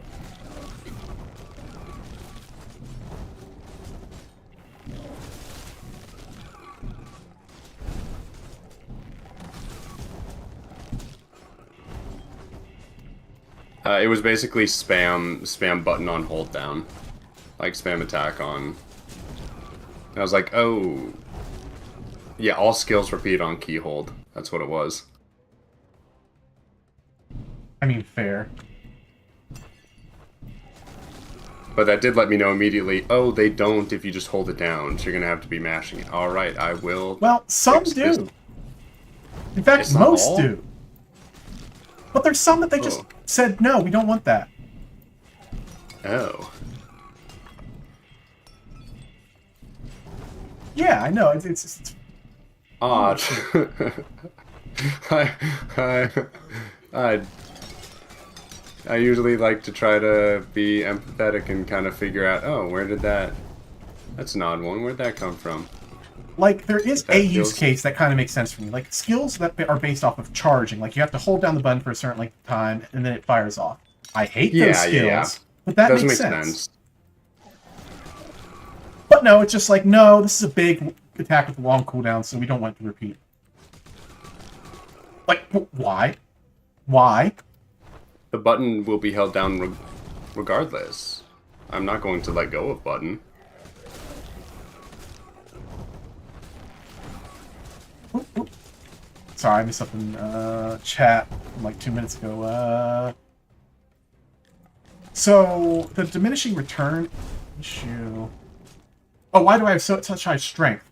The reason I have such high strength is so I can wield an axe. That is literally the only reason I have such high strength. The reason I'm putting more into it is because of this. I have an underleveled helm that is giving me more strength to wear the rest of my gear. And eventually, I want to not have that.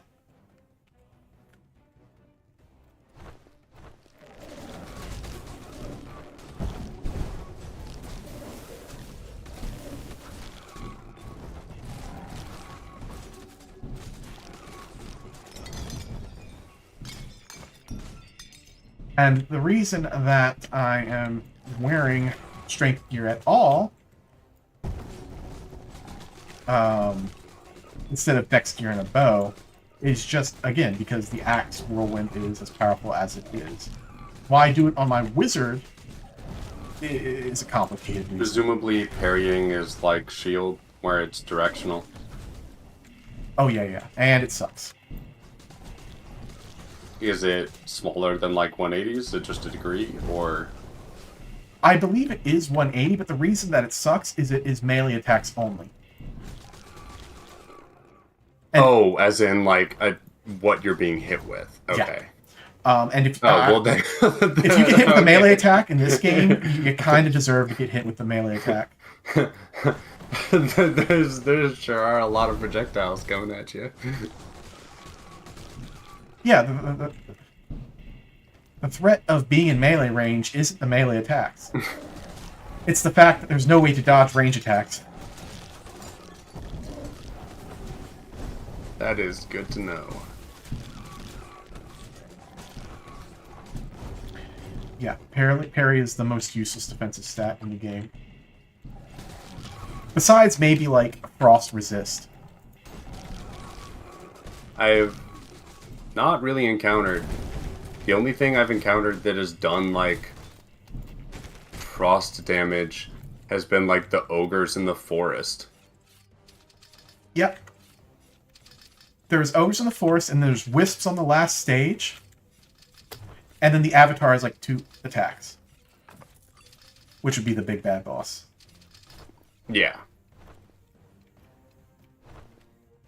But his attacks do percent health HP, which means after, like, New Game 10, they're just automatic one-shots if they hit you. So, resistance doesn't mean shit. Oh, they're not static. The percent of health scales with... Okay, I see. Yeah, it's percent health, Yeah. and then it also scales off your negative armors. And then there's also a stacking multiplier for New Game, where every New Game gets 5% more damage additive to itself. So eventually, anything that does percent HP damage will just one-shot you. There's not very many things that do percent HP damage, though. It's traps and avatar is basically the only things that do it.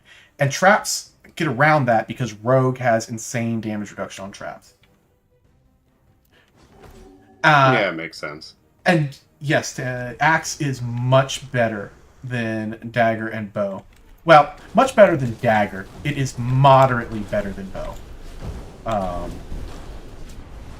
and at that point, you're either going to be using a short bow or you're going to be using a axe. Um, Axe gets better the more stats you have to throw around, and the more passive stats that you have from Dex, because Dex diminishing returns and all.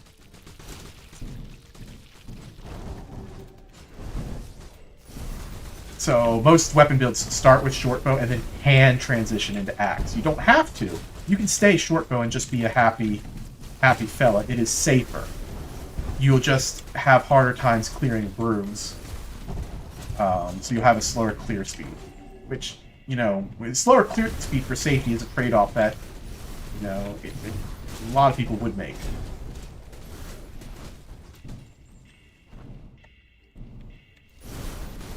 I just leveled. Was that my last level? It was. Fuck these wisps, I'm out.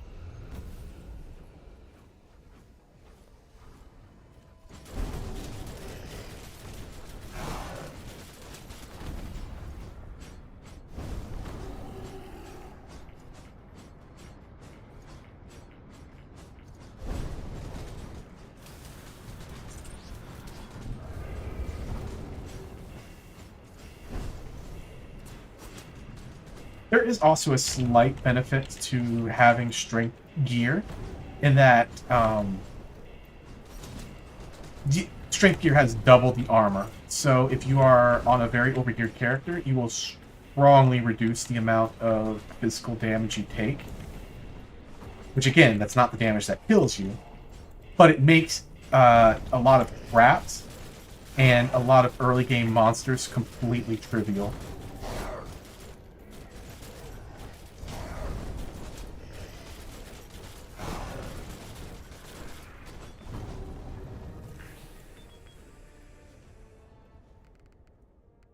Like, the armor that I have, because I am so overgeared right now, it's actually giving me 2,620 armor, which is hugely over what I would normally have. Like, I have 92% damage reduction for physical damage.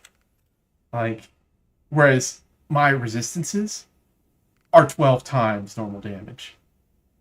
Like, it completely trivializes all the physical damage in the early game. Granted, that's not what normally kills you, but it makes those sections even easier. And the most deadly creature in the game is the Quartz Archer, which does a combination of physical and electric damage. So you're still reducing some of that by having high armor. It's still the lightning damage that's going to generally kill you, though, because that is higher.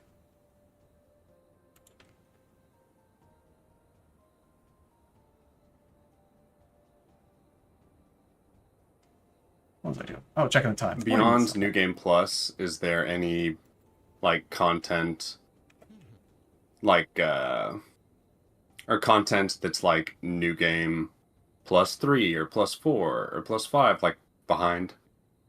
I think drops or skills or there are these enemies that are known as Bannermen, which put down little fields of auras that I think don't start appearing into either New Game 2 or 3. Okay. But other than that, it's fairly similar. Like, I think they're on New Game 1, like, one of the bosses gets an additional mob. I think some of the functions on the last bosses, some of his abilities shuffle around, but by and large, No, it's like, not huge. no, like changes in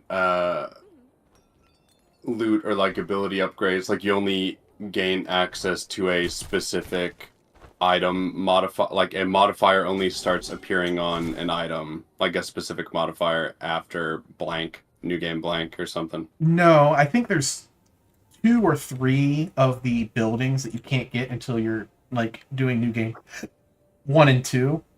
Yeah, But but in terms of actual drops in game, yeah, no. nah. All right, good to know. Not that that would have like changed anything, but All right, now here for the most fun thing of waiting here while I sell wood.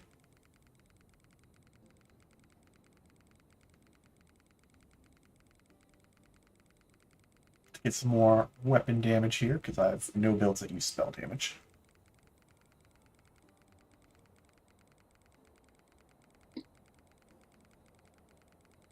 Yeah. And while I will shit talk dual daggers, there are people that have used them to reasonable-ish new games.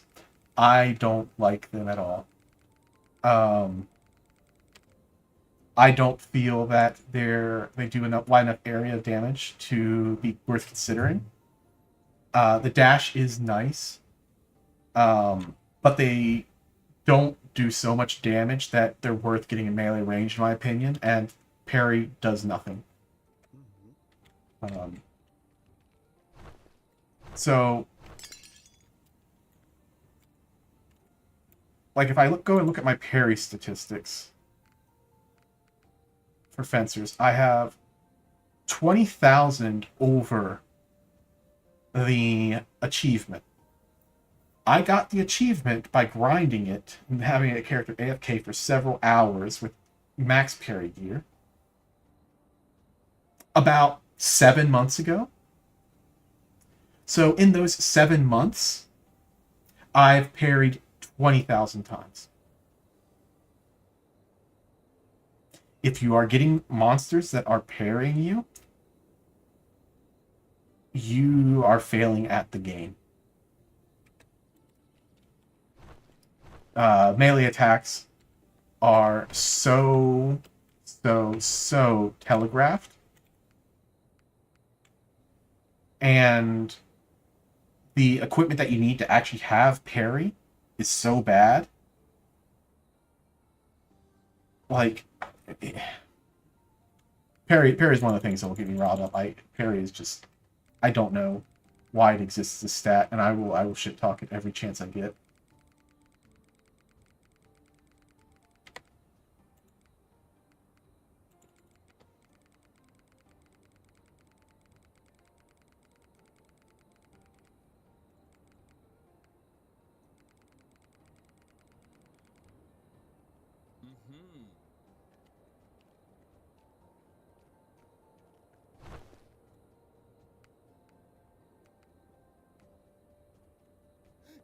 But that is to say, while the dagger is faster, it doesn't have the clearing speed of an axe.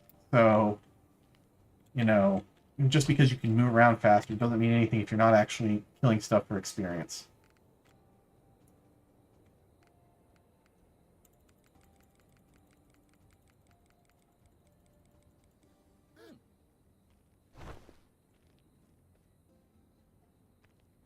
Alright. I'm actually to the point where I can get another 5% on my axe. I am not. 69. Oh man. If I had one less upgrade, it would be 67. I don't know what that's about. Alright. Like I said, I think I'm going to do one more, and then I'll be done for the night. Just so I'll be at 86 the next time I log in.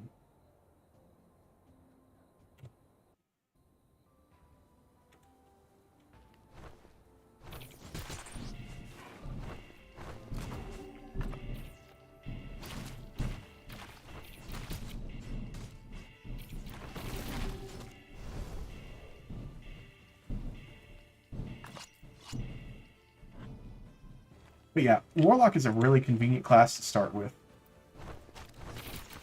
After you unlock them, just because it has an ability that gives you mana back. That can basically make it so that your spell costs don't matter very early in the game.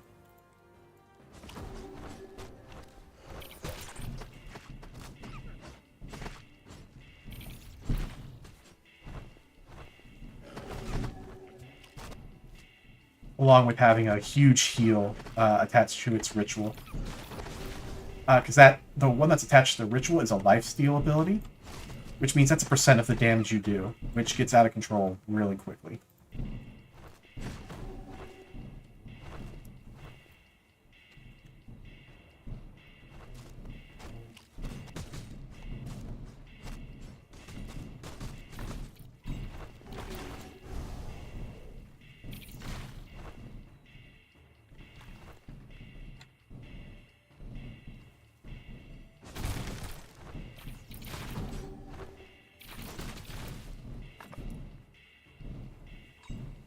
Yeah, I do think after I get all my characters to 500, I'm probably going to do some more levels on my zeros to heroes.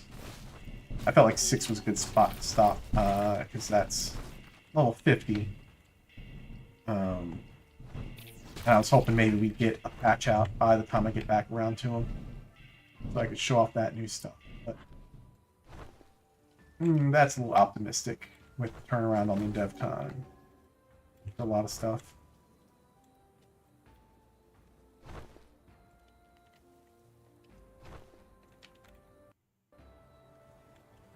I do have a feeling if they're going to do weapons, though, unless they do something that really helps spell power builds, we're going to be pushing back, or it's going to be pushing forward how early weapon builds become dominant. Because the better you make weapons, the better the weapon builds are going to be.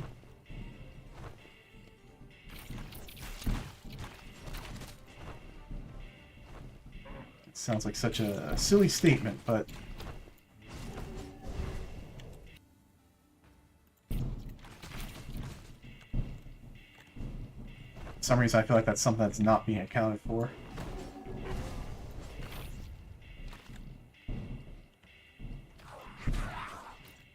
Oh yeah, and then also the fact that there's no reason to open up chests for equipment at that point. I already don't half the time.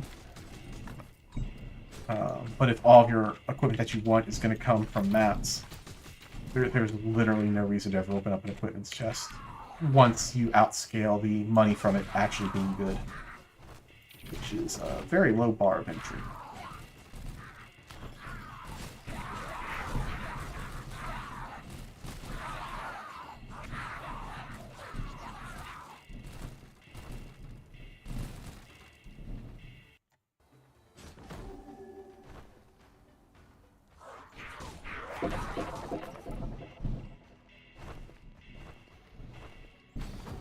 Alright.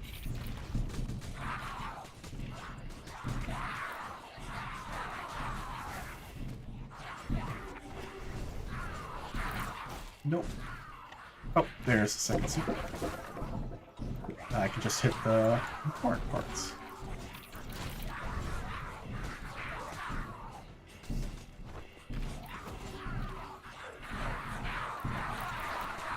Where are we? Oh, there's the trader. Oh, and there you are, Perk. Okay. So not seeing the purple ball for some reason.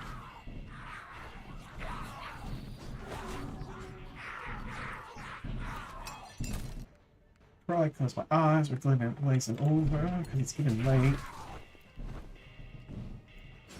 I was thinking I was going to stop on the last one, but I said, no, just one more.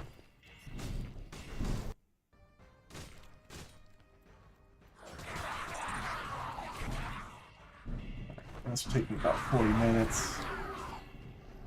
Yeah, I'm still getting to bed before 2 a.m. That's fine, right? You know, that's a good time to go to bed.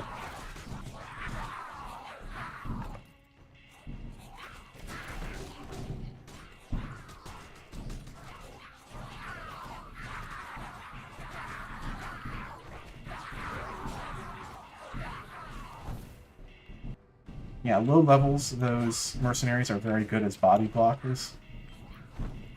I hate that the requirement for the achievement was so high. I had to take them for so much longer than I wanted to use them.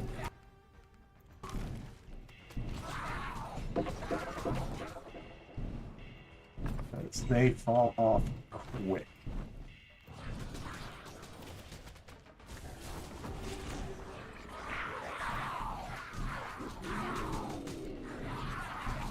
Was that my second secret or is that my first? That was my first. Okay, the second one's right here.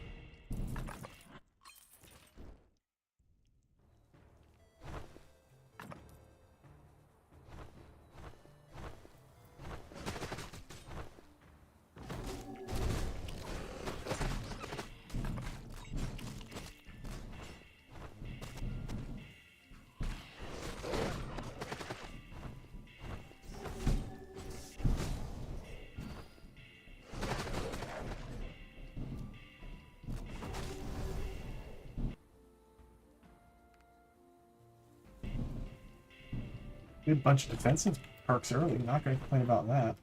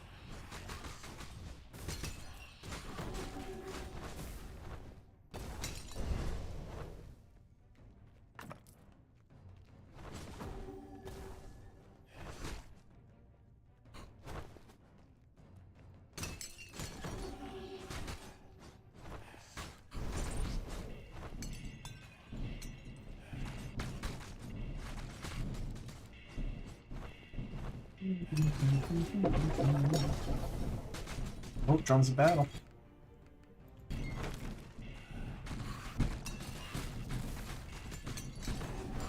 Big old DPS increase there.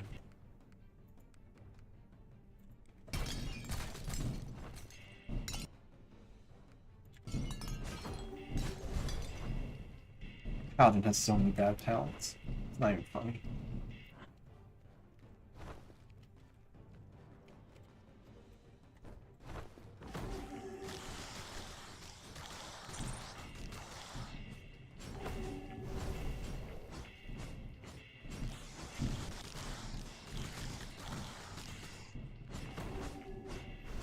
I might need to go back and finish my mod.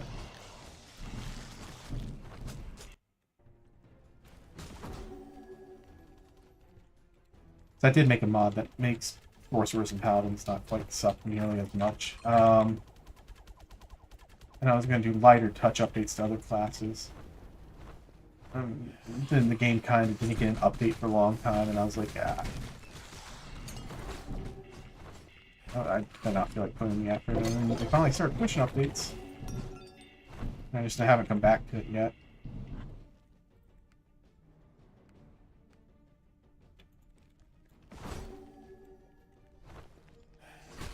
Not that I would play it on my main account, because I like to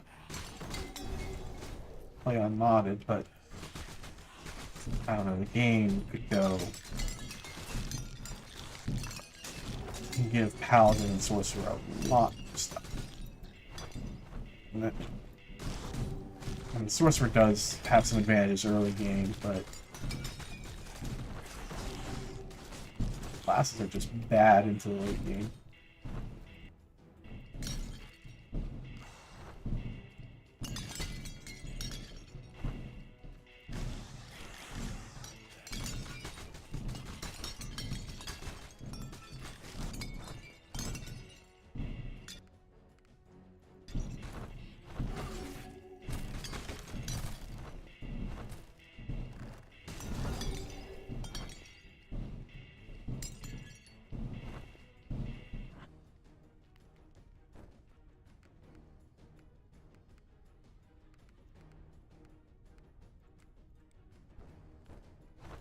The gray ones are more uncommon, so I'll pick them up. So I'm more likely to run into the green one that was in there later. Even though it would have been slightly more upfront stats.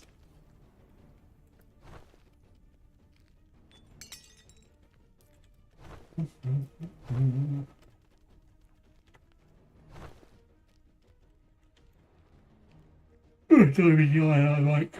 Ugh. Yeah, actually, I should have gone to bed before this one, but that's fine.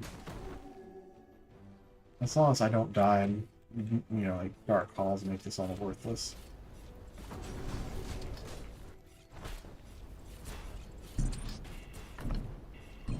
I don't know why I care about trap damage. Traps don't deal damage at this level, because my level 600 rogue.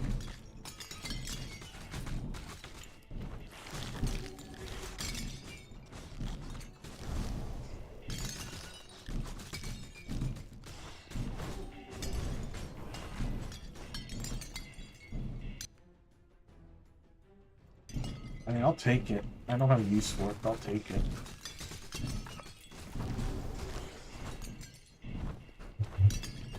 $150 wooding. Shit.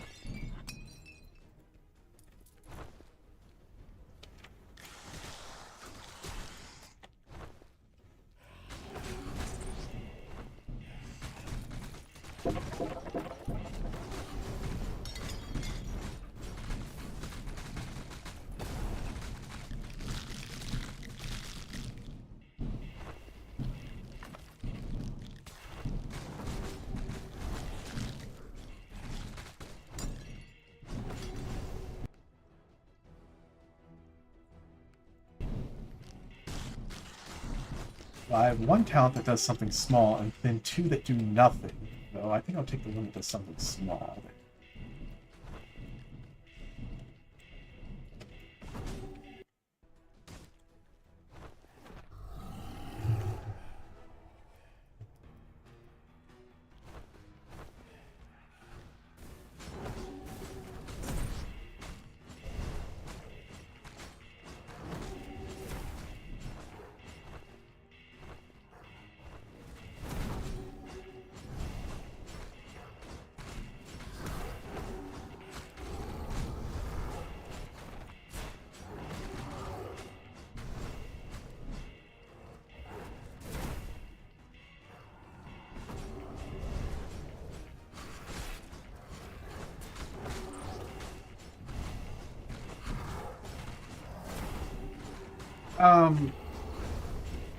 There.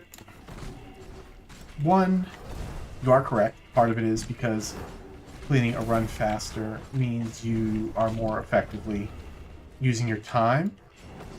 But the other benefit is faster movement speed allows you to avoid damage.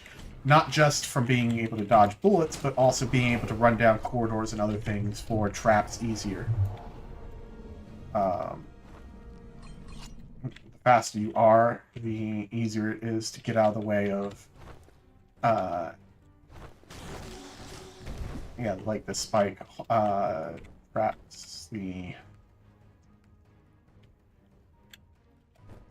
not gonna trade my drums. You can't make me. Yeah, the spike traps, flame traps, arrow traps, all those. Having faster movement, you limit your risk there.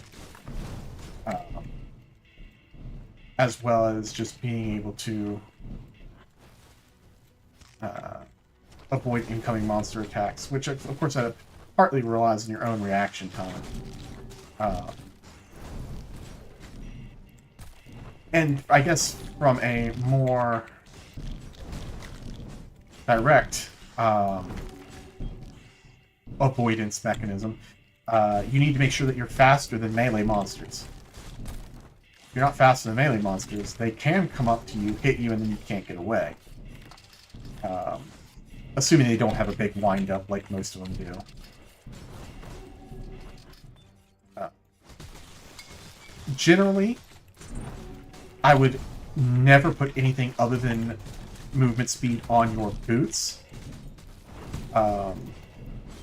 But, and nothing but Hasty as an epic enchant on your boots. But the other pieces where speed are on are negotiable. I just wouldn't. It would be against my recommendation. I would never put protection or evasion on boots, but if you really, really wanted to on your chest piece, I still wouldn't, because chest piece has other useful things other than speed. Like, you would put celerity on it. I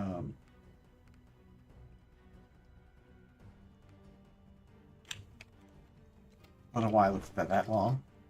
Don't need any of those.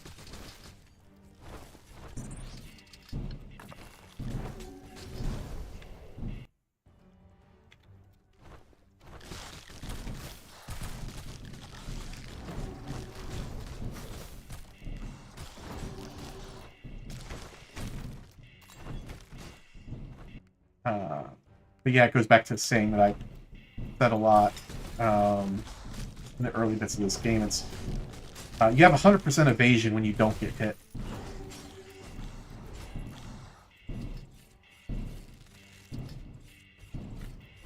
Again, I don't know why I'm avoiding traps. They don't do damage to me. I just have it, I guess. Like, I'll still avoid the shadow parts. I need to do that.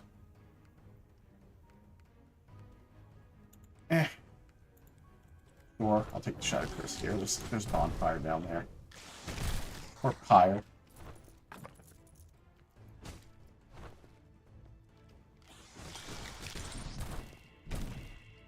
If you're not a redneck, don't use those fancy words just to people pie students.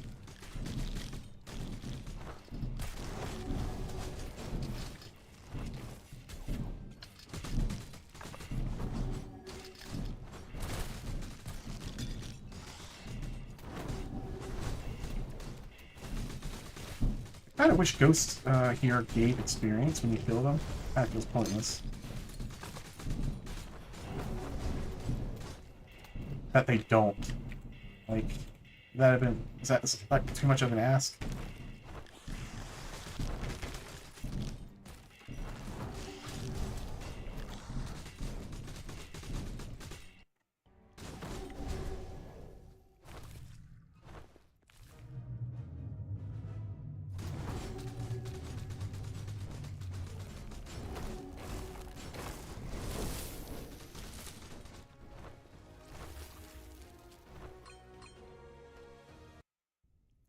But yeah, because of its how much damage it helps you avoid, and how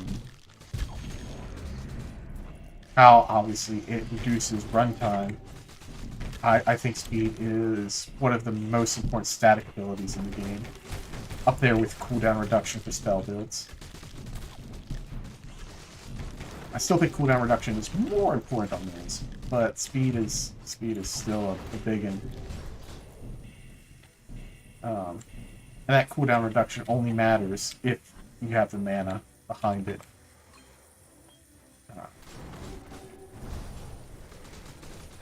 But that's not a hard ask for most builds. But it is. Oh, those are all bad.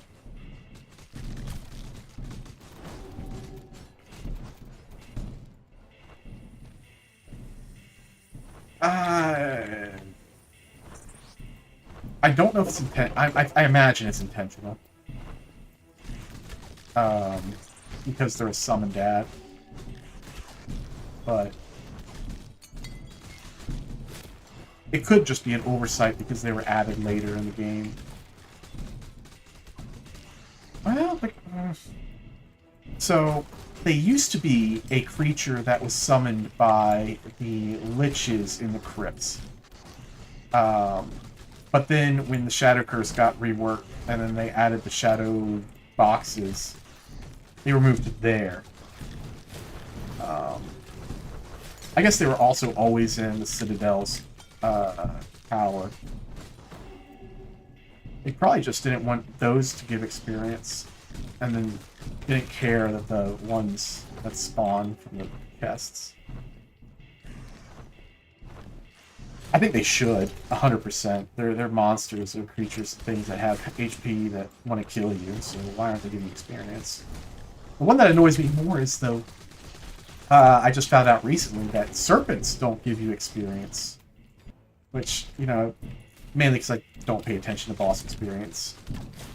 But that one kind of caught me off guard.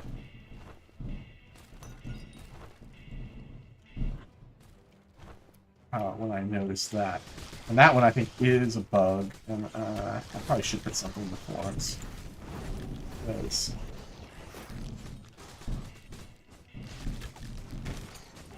anything that I can argue to get more experience, you know, I should probably do.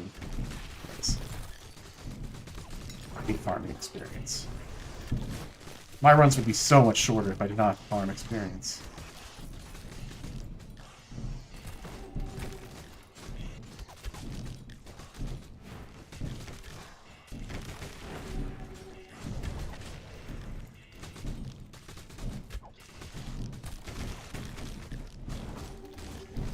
Petitioning to have the next class they release give 0.1 total experience extra for every level you have of it. That's just their guild bonus. I've mathed it out. It doesn't start really tilting the game until you get to like level 500.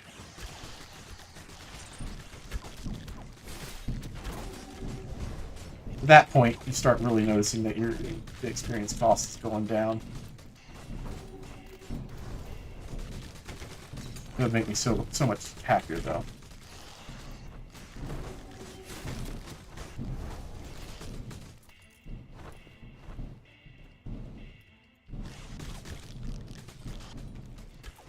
I would then only complain about experience once every other week instead of weekly. Or daily. I'd probably complain daily.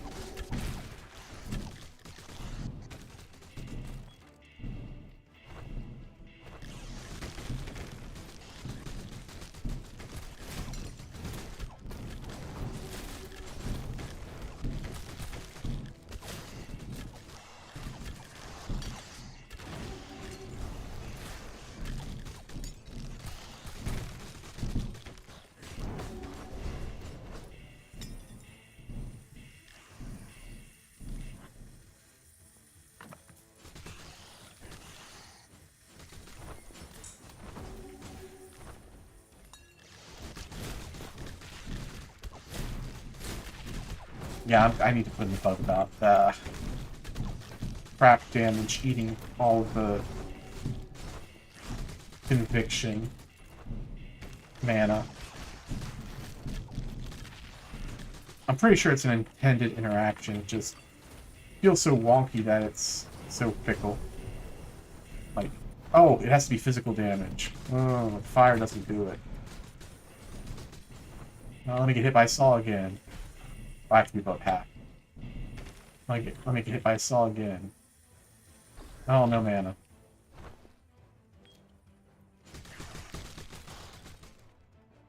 Right, it's not supposed to drop it below 50%, first of all. Second of all, the trap's not actually even doing that much damage. That's before the rogue mitigation. That counts that as bullshit. Which took me a second, because I didn't know what quite was causing at the beginning of the stream, but then I realized, oh, it's only on physical moving objects. So no daggers, no flames. It has to be like an arrow or a buzzsaw.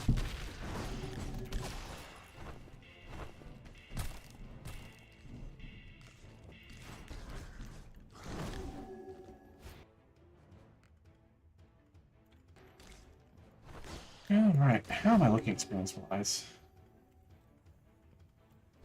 Alright. Woo, that gave me 1% of my total experience.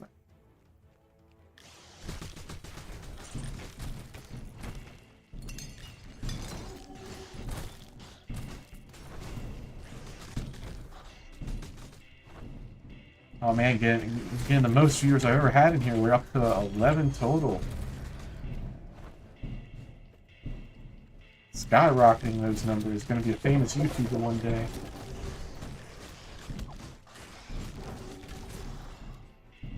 obviously being facetious. Yeah, but how's everybody doing? Anybody have anything to say?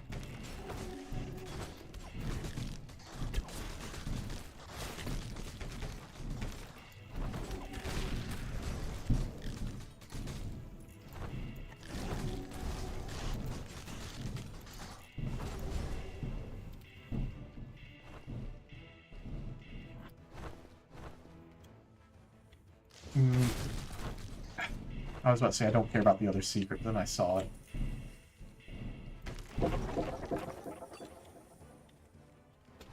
Oh, and it's a good one too. And if I would have missed that, I wouldn't have known it, but I would have been mad. If I could have known.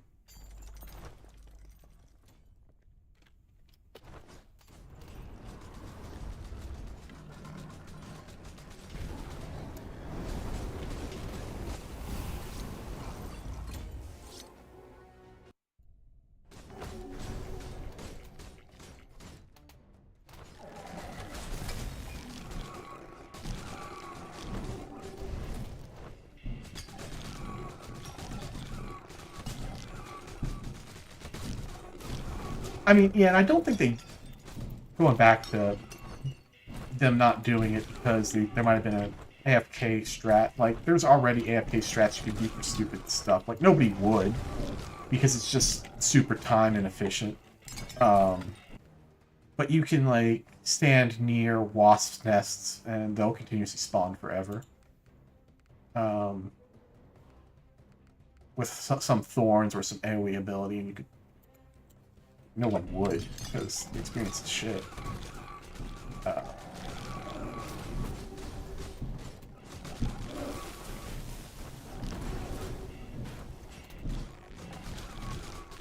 So I don't think that's the reason. I don't think there is a hard set logical reason for it. It might be an oversight, or it might have just been a whimsical thought. I guess it's just a whimsical thought that wasn't, you know, considered too heavily. Like, hey, these are spawned ads, they shouldn't gain experience, but we do have other ones that do.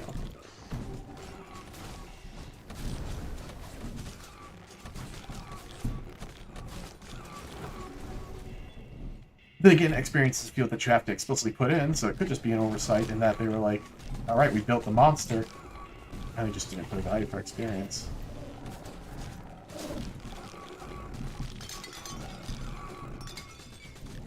You know, I think we'd have to get Mirren in the channel to ask.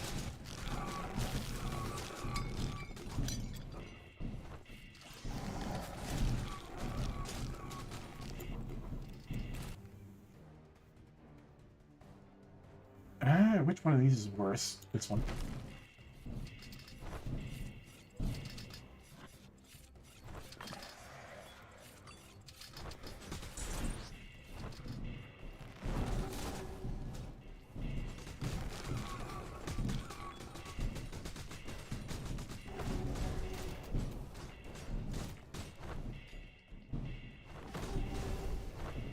And the funny thing is, I'm pretty sure the ads that the snakes spawn for the serpent boss, or sorry, I guess ads that the serpents spawn, grant experience, but the serpents themselves don't. So if you wanted to AFK farm, I mean, I don't know how you AFK farm and not hit the serpents' heads. That would be the big issue. But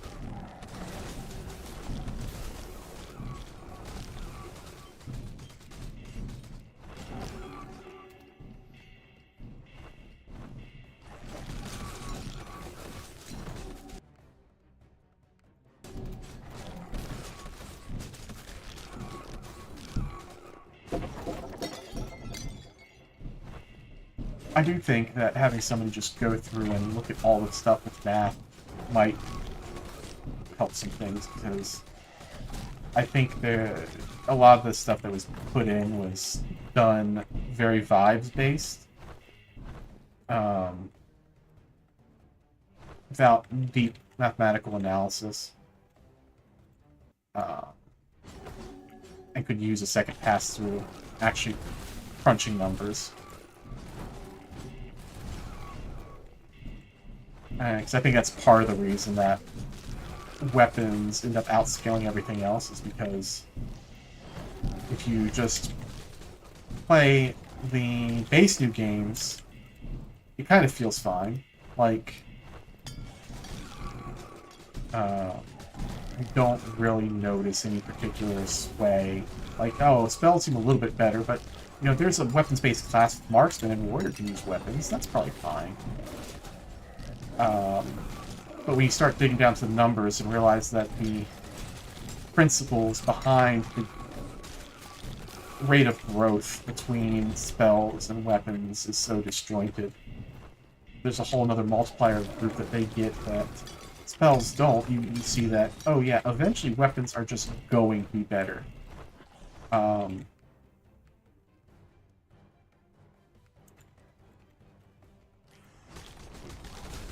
And I do think vibes are very, very important.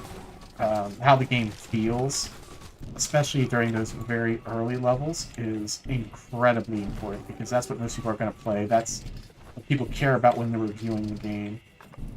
But having that layer of scrutiny, make sure all the numbers also jive, and that things continue to work,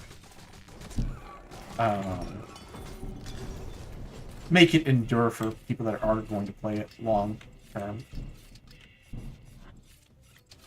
And like, if your goal was that everything switches to a weapon, then you know, it got accomplished. But that seems the exact opposite of what I would imagine the game developers want. Because you develop all these unique skills and abilities for all of these different classes. I would imagine that the end build state you would have is that everybody gets to use all of the cool abilities and not the, you know, 1 to 2 weapons which are superior to the others for every single class. That does not seem like that is the happy path in-game end state that I would want as the developer. Because that means you ignore so much of the game just because it's not what works.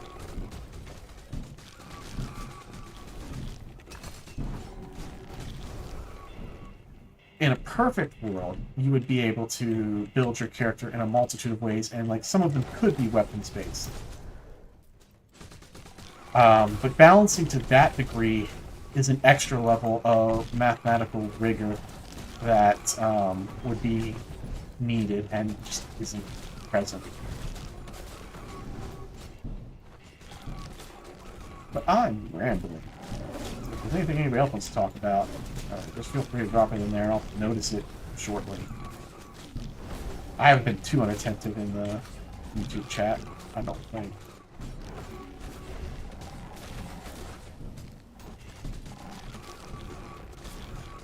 That being said, it is getting later. It is rapidly approaching 1:30 a.m. here. So I'm a little bit less focused than I was when I started these.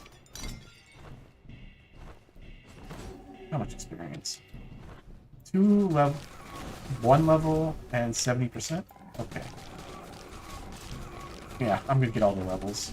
I don't think I'm gonna have to pull through Dark Halls, so that's...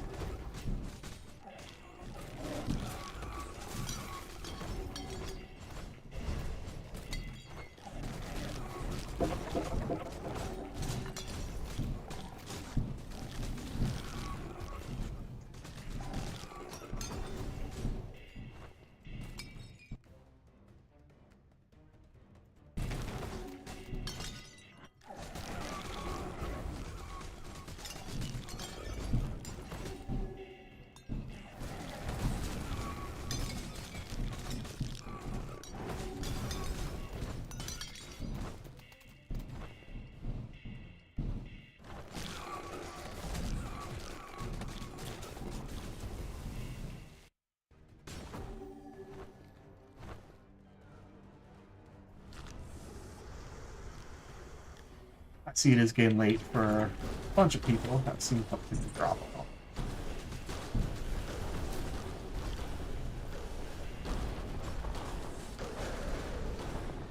Yeah, I see. No experience there. Wonderful.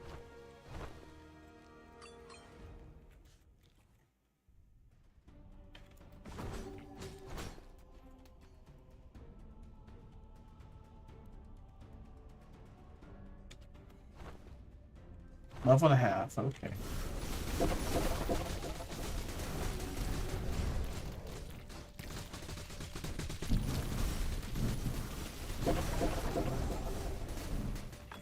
Oh, Seekers out of the way early. That's nice.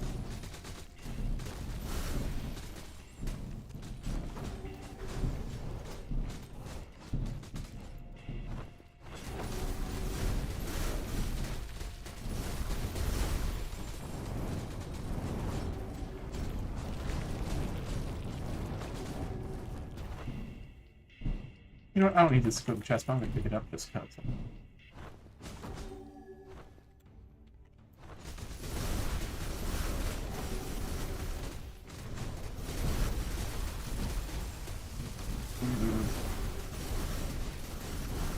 It's not a good area. Thank you.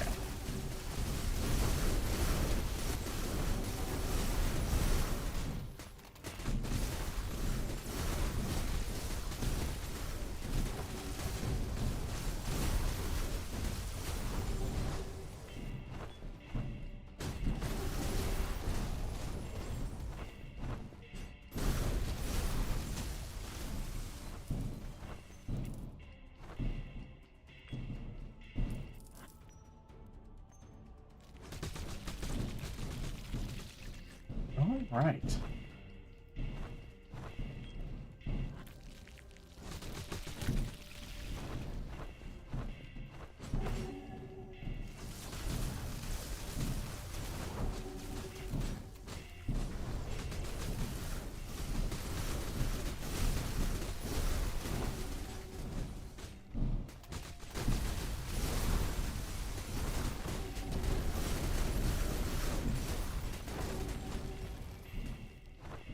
Still 12 and a quarter to go.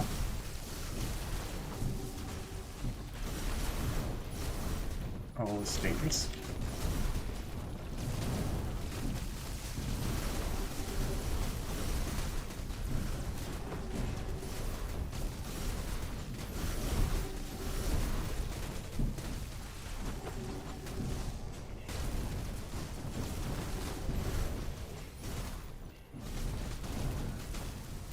All right.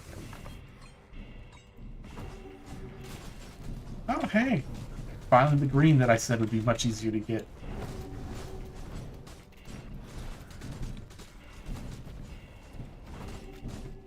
Which still was more easy to get than uncommon would have been, but now I have all the amulets, so I'm at 40% extra health.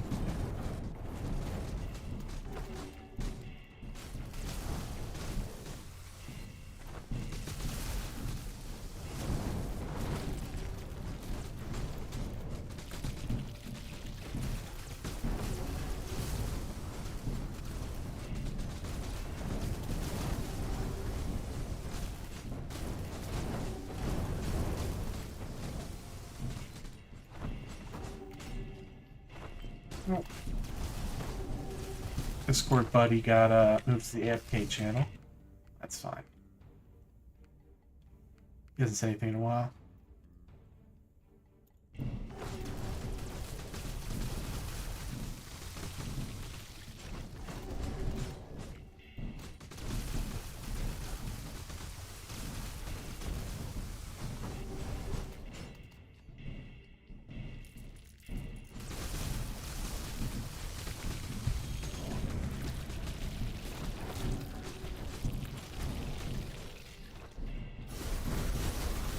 Second level? Alright. A little bit more.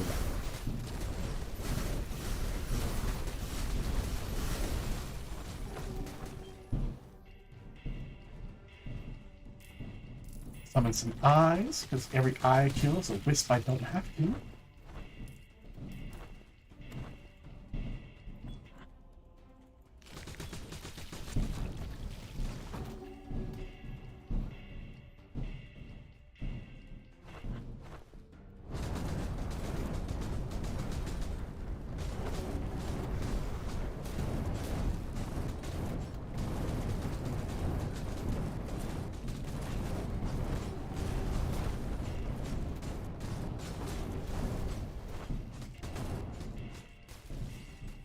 more eyes in here. Nay, nay.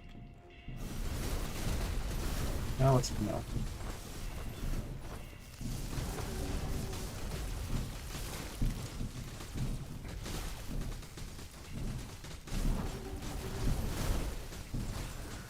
The eyes have it.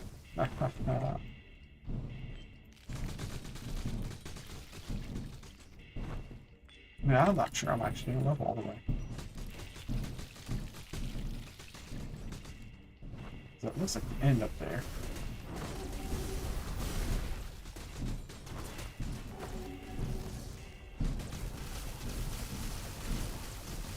I'm probably fine. Oh, no, he's not doing it anyway.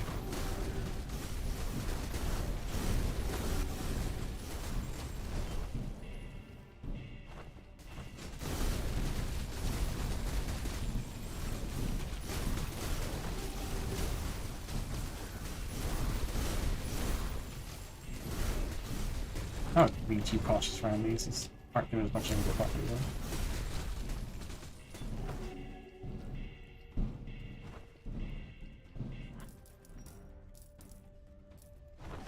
I say that, and that's the second I get killed.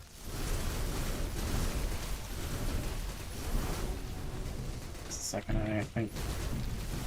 But, oh, wisps don't do that much damage.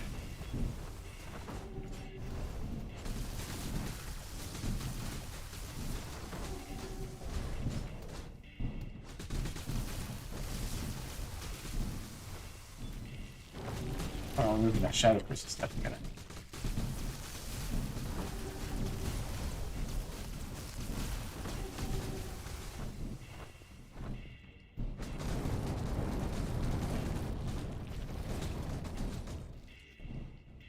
Alright. Might take Avatar, but that should still. No.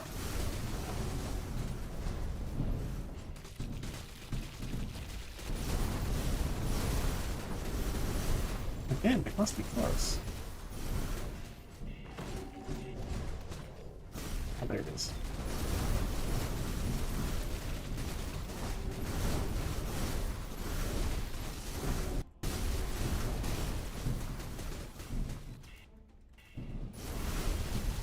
Oh, that 100% damage is QC right here.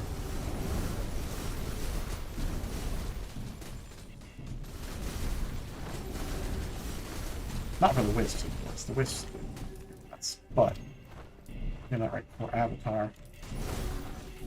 I don't think Paladin is tough enough to one phase him. But if I'm gonna have any shot of it, it would be with that buff. So let's see.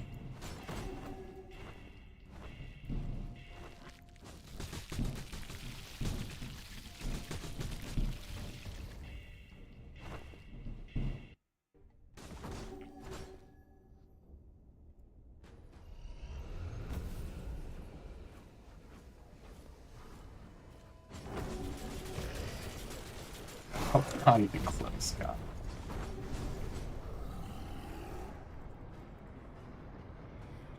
Paladin is not a strong boy.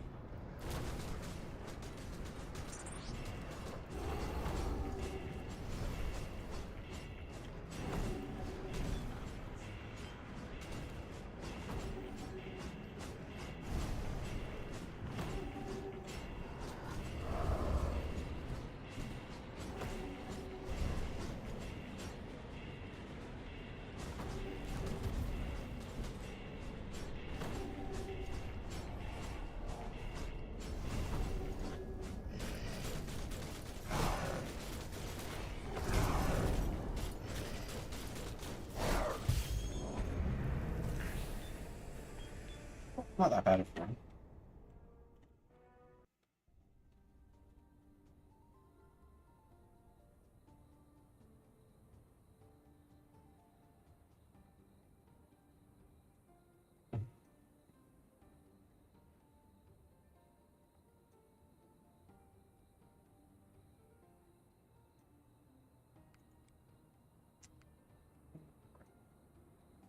How much are my convictions of doing? Not much. Okay. Didn't think so.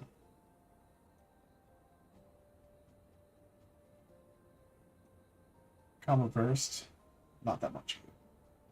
Might just go for speed. 43-minute run. Not that shabby. Alright, well, like I said, this was going to be my last run for the night. Godspeed, people. Hope you had some fun. Catch y'all later. Peace.